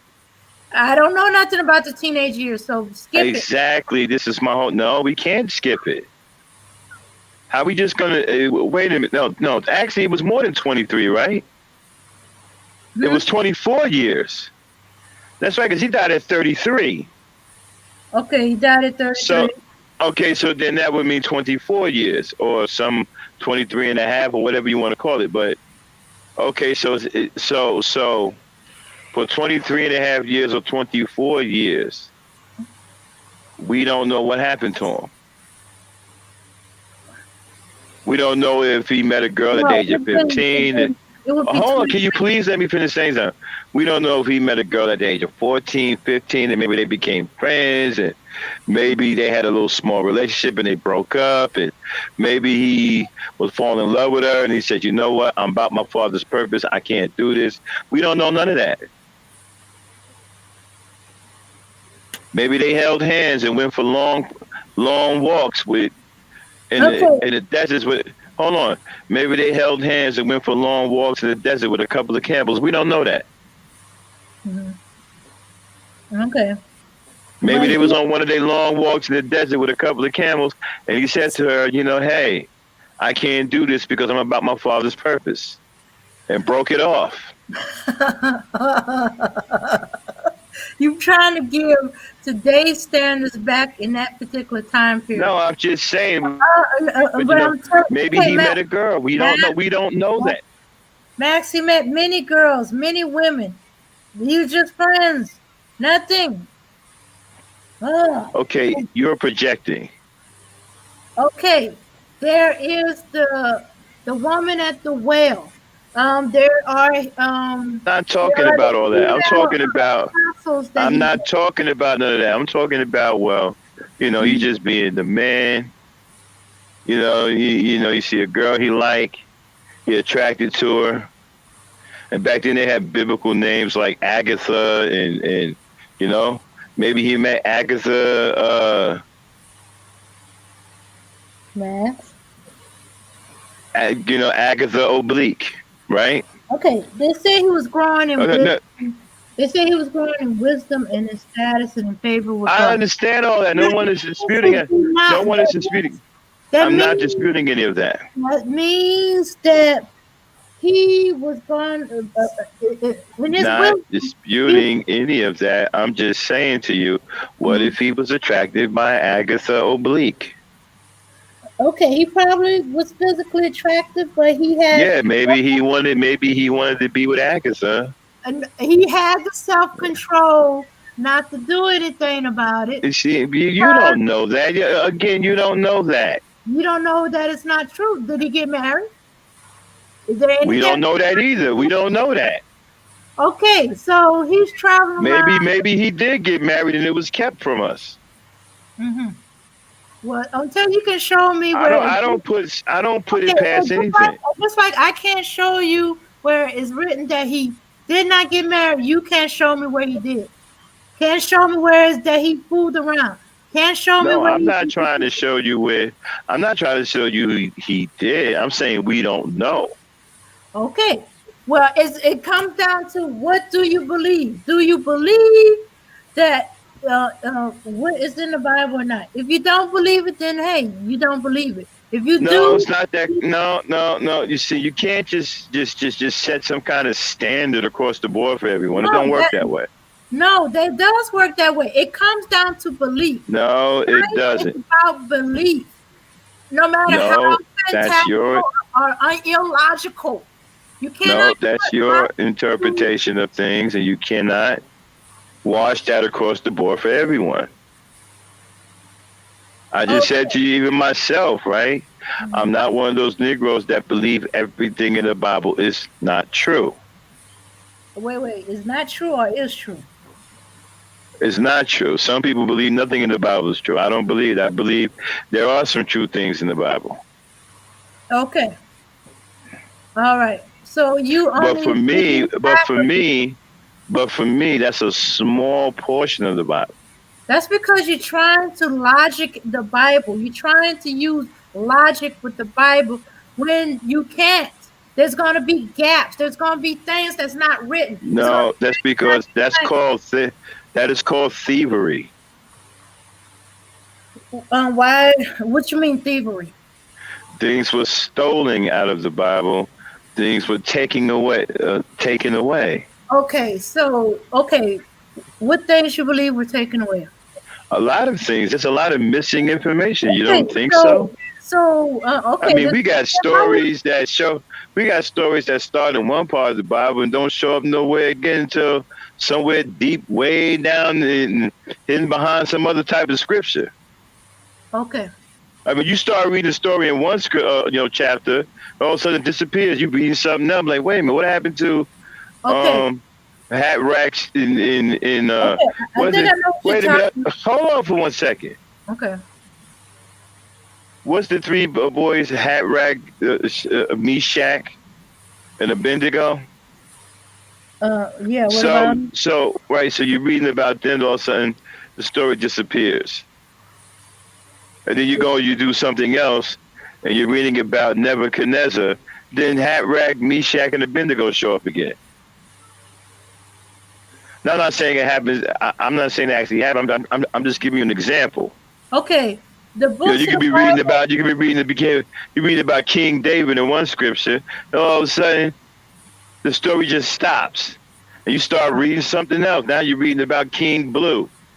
Then you somewhere far down the Bible reading about King Solomon. Then here come King David again. Okay, all right.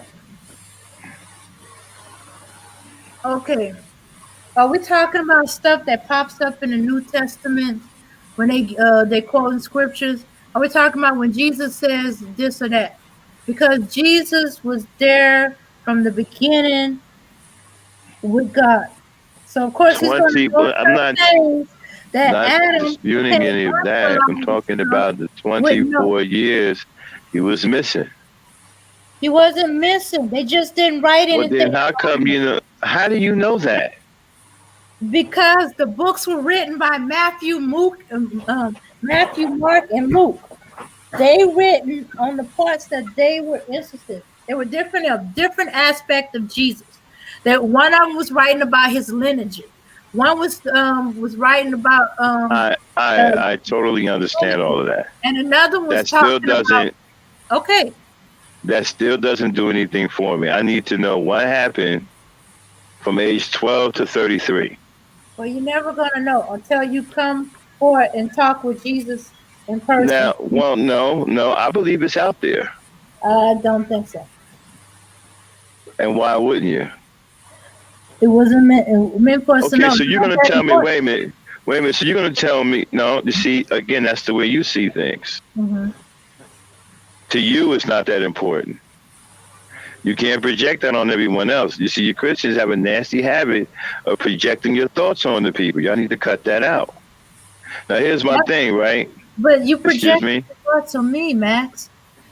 No, I'm not. Yes, you are. I, what thought did I project on you? You Christian.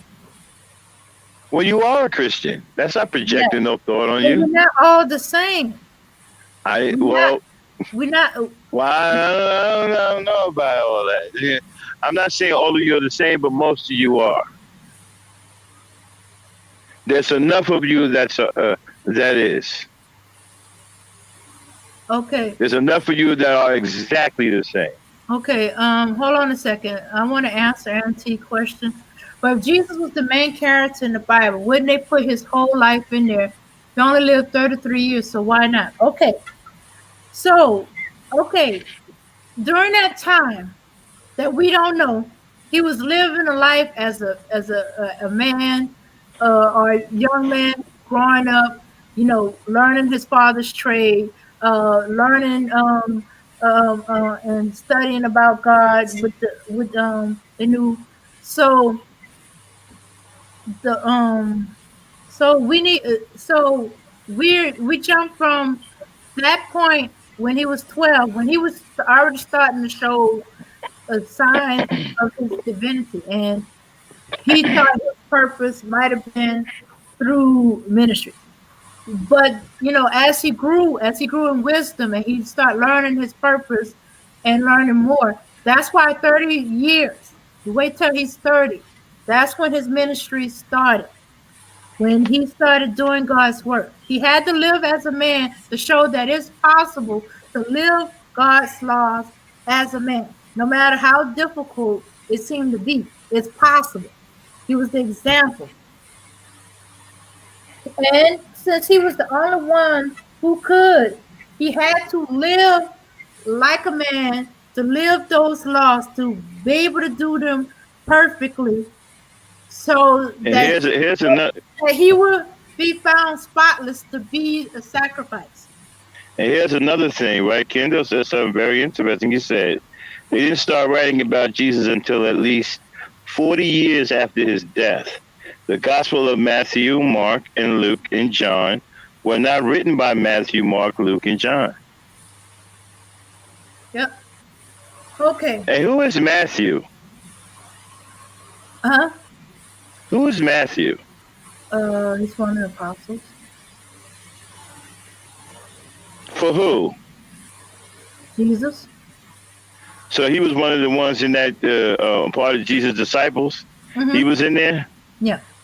And when did they? Okay, uh, so I have a question. When did they actually meet Jesus? What age was he? He was 30. He Okay, went well from then being they wouldn't baptized know by nothing John. about. Okay, well then they wouldn't know nothing about his childhood. Okay, you do know that. Okay, the ones that wanted to go into his lineage, he had Where's the book family. of? He has family. His mother was Okay, alive. His brothers, what was his mother's name? Mary. Where's the book of Mary? What was his Okay, father's name? His earthly father's name? Joseph. Where's the book of Joseph? Okay, what was Because they would be more qualified to tell us about his actual life because those are his earthly parents. as a child, as a teenager, young adult? Yes, Mm-hmm. Okay. yes, they're his parents. Well, I guess Why Mary you didn't act like why you act like that's some kind of Okay. complicated issue? Okay. Well, Joseph died by the time Jesus was 30. He was no longer in the picture, so I don't know when Okay, he by died. the time he was 30, but was he there in his teenage years? I'm assuming so. You assuming so because you did say he taught him carpentry, right? Mm-hmm, mm-hmm. So we need a book of Joseph. So, so when he died, Jesus, as the eldest, was in charge of their mother. That's why when he was dying, he turned over the care of his mother uh, to James. Which was his younger brother, right? Or older brother? There's a curiosity about that. Either James was another apostle, or there was another James as his brother. Well, look at the symbology of this, right? Hmm. Jesus, when the father died, he was the eldest, and what did he do? He assumed the leadership role and took care of his mother. So what does that tell you? What? What does that tell you what a man should be doing? Taking care of his women and children. His mother is a woman, is she not? Hmm. She was in her elder years. He was young and strong. He took care of his mother. So if a man is taking care of his mother, that's something that Jesus did too. So Yeah. why should that be shamed or looked upon as if it's something bad? Good. Jesus did it.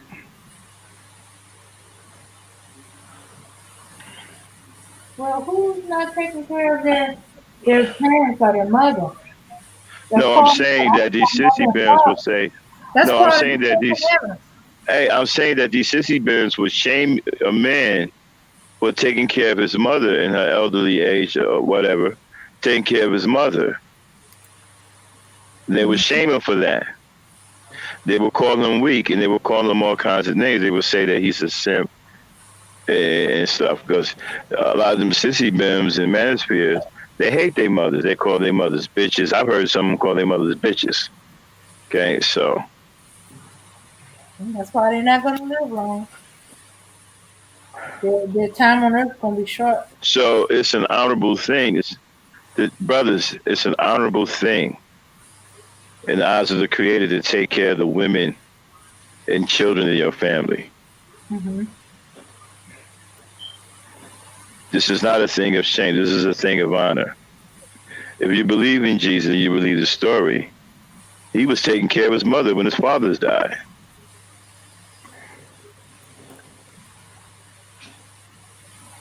Absolutely, Hassan. We took care of our mother when she had Alzheimer's and could no longer take care of herself. We took care of her until the day she died.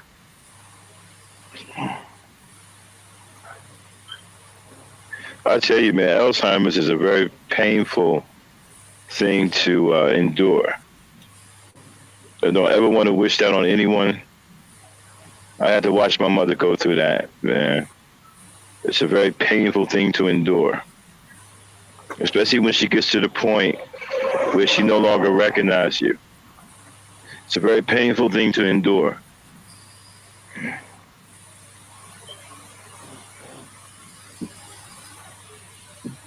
Well, to be honest, I should be saying translation of the Bible. And we As, can't even trust that. We don't even know what that is. as our language changed, We don't even know what. First of all, we don't even know what language.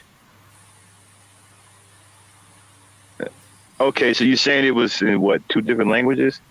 Greek, Aramaic, or something like that? yeah.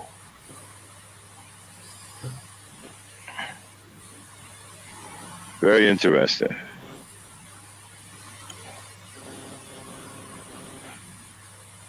Oh man, I did it again. I'm sorry about that, y'all. Let me stop trying to commandeer. Let me leave you ladies to your devices. This is ladies' night.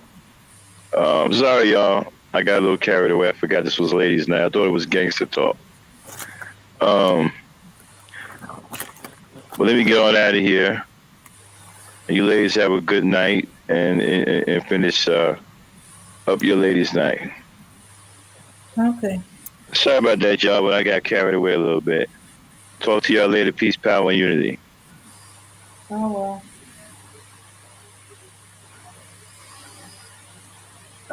It's my fault. Abner, I let Max get us off track. We went into a Bible session. We had no intention of going there. We were supposed to be talking about vaccines. Well, yeah, cause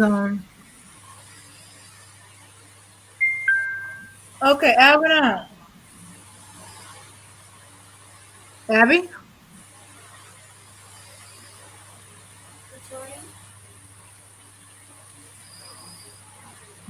okay, all right. Yeah, I'm gonna wrap it up because we got totally off subject. I don't think we can get back to it because we went too long off subject. Uh, I think that's Abby. I mean, okay. So we got totally off track. We went into Bible and scripture country. You know, if I wanted to do this, I would have did it with conversation with Lady Dame. But hey, I let Max um go overboard. I just can't kick him out.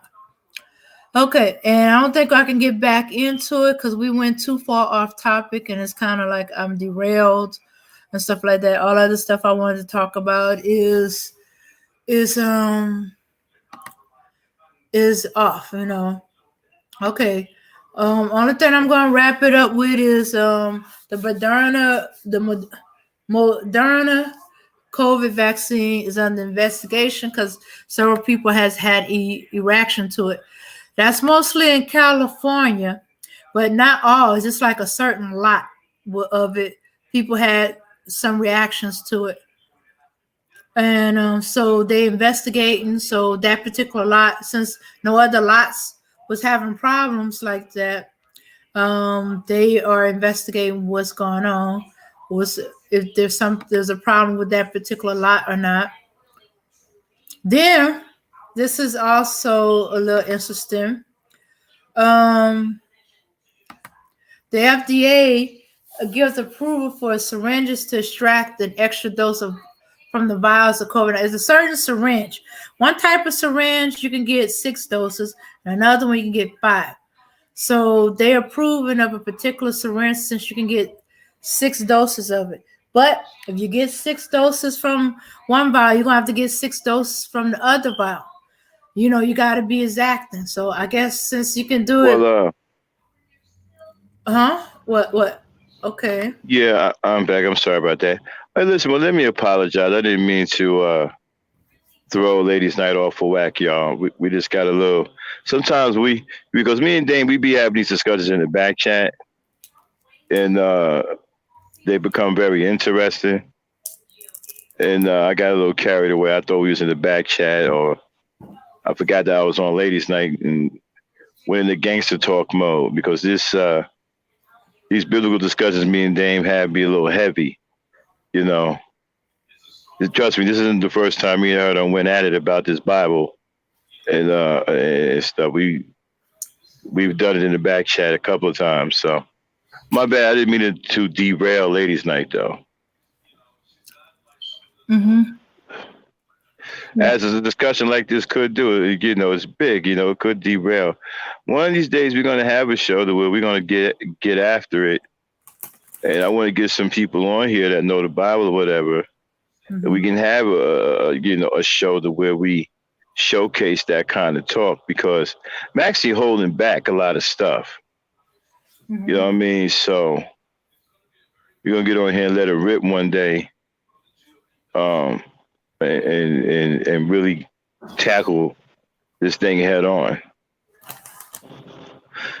Um, yeah, Kendall, Hank Aaron did pass away. I think it was 2 days ago, 2 or 3 days ago.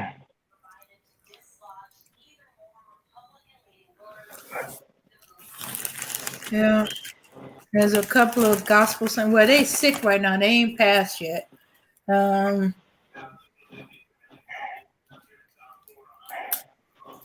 So, but okay. As I was saying. Oh. I Yeah. thought you did a good job on the COVID though, dang. Yeah, but there was, I had like a little section from each thing.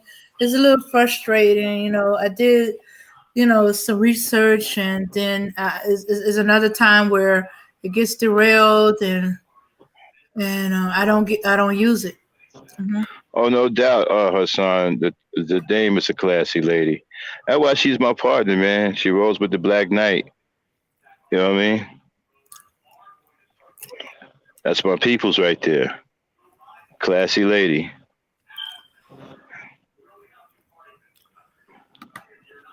Okay, But well, if y'all not ready to go, and if Max is feeling up to it, it is time for us to do one on skit.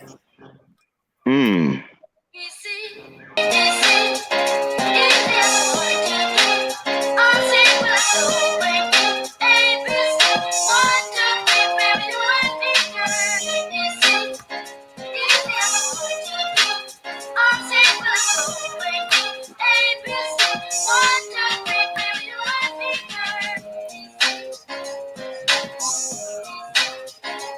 All right, everybody. Welcome to a surprise skit that we wanted to throw in here.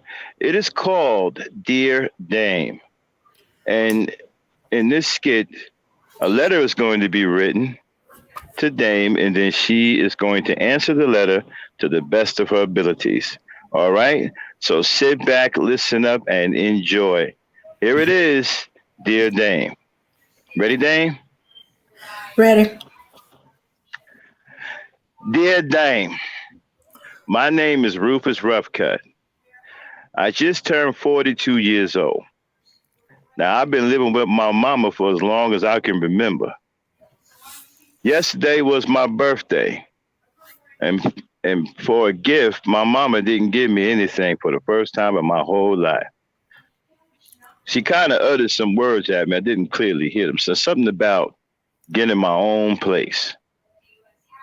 But I've been living with my mama for as long as I can remember. Hell, last week was the first time I actually went outside the gate.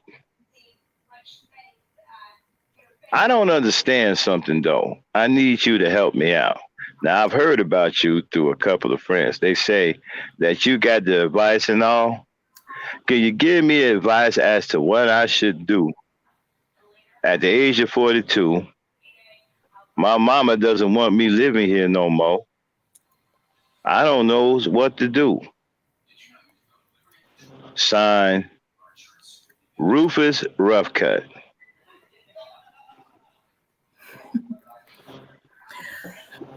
Dear Rufus Rupcup, happy belated birthday. Congratulations, you're all grown up now, and it's time for you to find another place to stay. Mamas feel that you're old enough and grown enough to live out on your own. So you should immediately proceed to Let me see. Let's see. See if there's any vacancies in apartments in your area, or you could go to what they call it? Those what they call them people. You can go to sorry about that. Auntie kind of make me remember what they call those oh yeah, now I remember. You could go to a realtor. They probably have some property for rent, and you can go to them and see about see if they got any apartment rent in your price range. You know, ask around, ask some people if they heard about any place there's any place to rent. Mm-hmm. In the meantime, hey, even ask your mama. Your mama probably got some ideas of where you can go. So you know, you're ready. You're ready. You can do it. You can do it. Just look around, find a place, within your price range, close to work and all that other stuff. You can check with a realtor. You can check with other people. You can check with apartment in buildings in the area. And hey, the closest to you, ask your mama. You tell her, Mama, I'm ready to go, but I don't know where to go. Could you help me find an apartment? Or you know where I can go to look for a place, my own place to live? She'll probably be glad to help you. Mm. Okay, let me know how you're doing. Sincerely, Lady Dane. Dear Dame, thanks for replying to my immediate letter.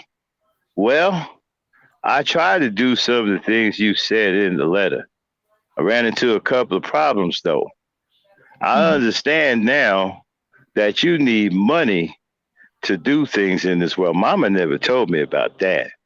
Now, there is some vacancies in my neighborhood, but I don't have any money. But I used to do chores around the house with mama. I've been doing chores almost ever since I was born.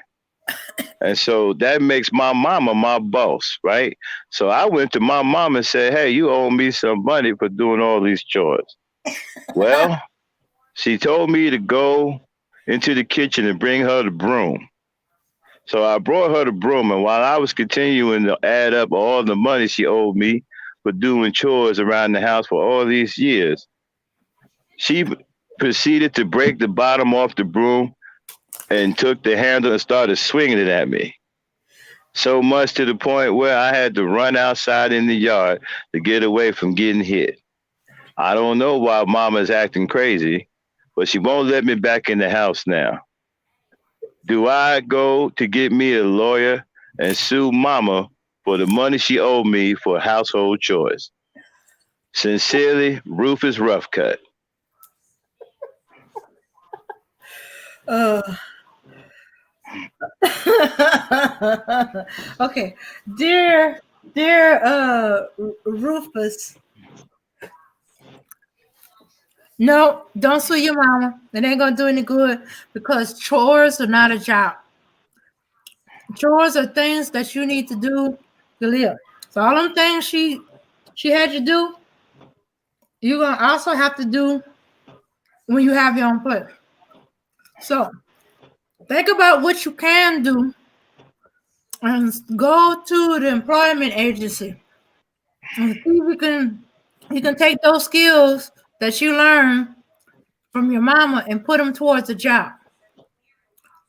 Go to your the nearest employment office.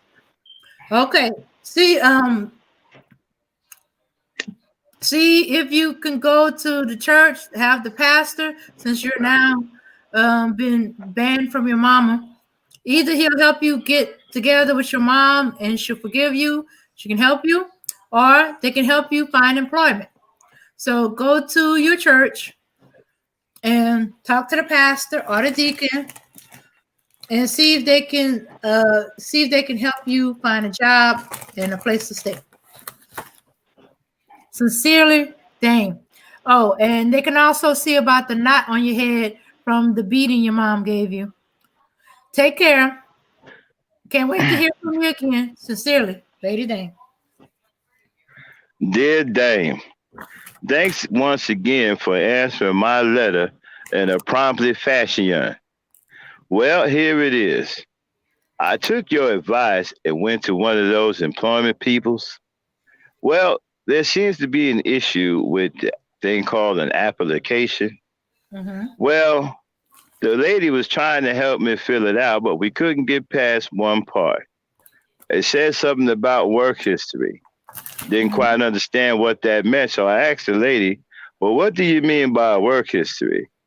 And she said, who did you work for before? Oh, and I answered, I said, well, I used to work for mama. And she paused for a long time. Then she asked me the question again.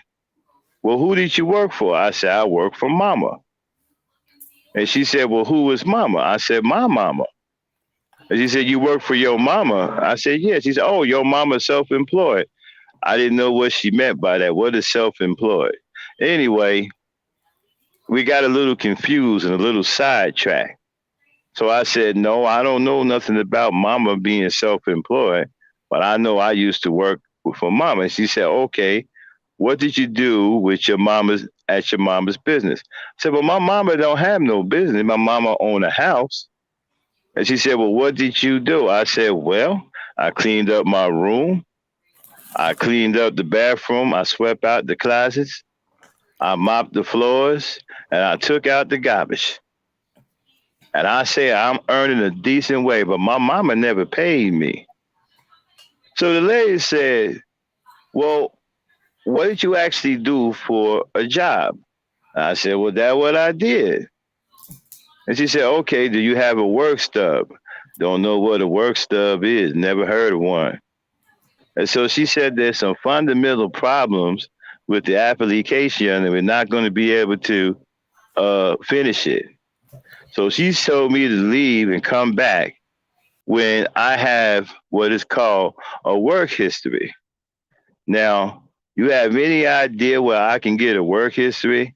Is that someplace that people sell that? And where can I buy one? Oh, and another thing, I need to make some money because I don't have any. I always had food in the house because I live with mama. But since I've been kicked out and I live on the street now, I'm getting mighty hungry. It's been 19 days and I ain't had nothing to eat and I'm losing weight. Please give me advice. Signed, Rufus Rustcut, looking for work history and very hungry.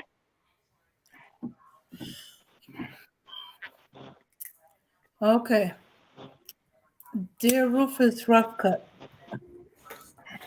Sorry, part of your letter got a little smeared in the delivery, but this is what I got for you so far. Okay. There's no mention of going to the church. Go to the church, see if they'll feed you so you can get something to eat. Uh, go back, tell them it's going to be your first time working a job, first time employment. And with them skills that you learned from your mama, you can be a janitor. In the meantime, go to the church and see if they can help you. At least get something to eat and a temporary place to stay.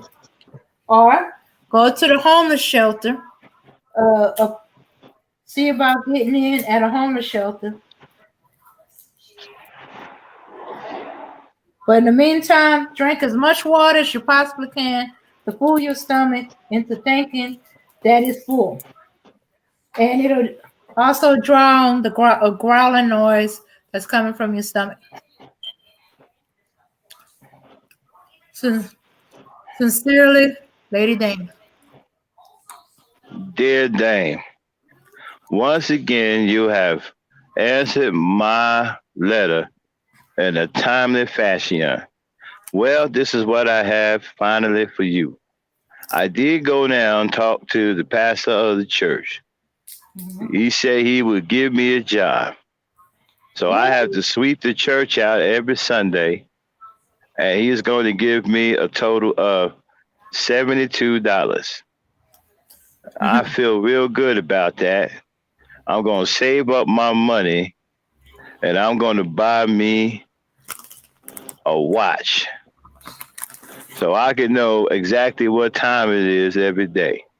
Even though I don't know how to tell time, but I just like a pretty old watch.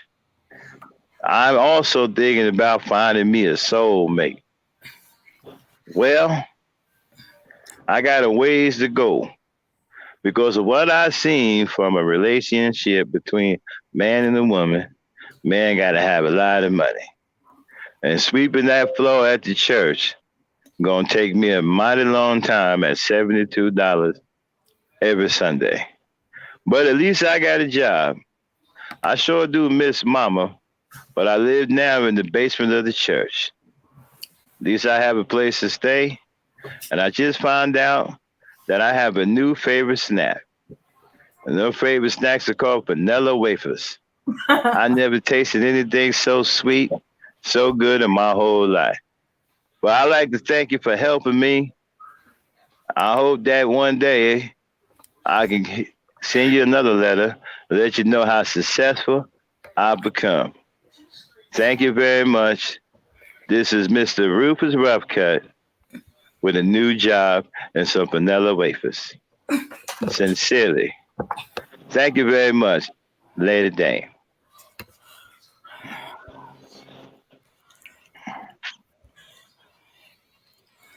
Okay. Dear Rufus, glad to hear that you're doing okay. But still go to the employment agency and see about a janitor position. And now that you work at the church, you got some employment history. Yep. Okay. Sincerely, Lady Dame. All Yes. right. Blessings and blessings and peace. All right, everybody. That's the end of the segment called Dear Dame. A little rough around the edges, but we wanted to try it tonight to see what it sounds like. It'll get better as we go along. We'll come up with more creative, more funny skits. Mhm. But we wanted to try it out tonight, see what it sounds like. Need some work, but us, we will get the work done, and it will get funnier and funnier as we go along. Thought Dan did a pretty good job. You guys are pretty cool listening. So thanks for tuning in and participating. So look for these new segments to pop up every now and again. All right. All right. And Dane, what do you got to say about it? How you like it? Okay, okay. Yeah. All right. It was good, but it could have been better. I think I got too realistic with it again.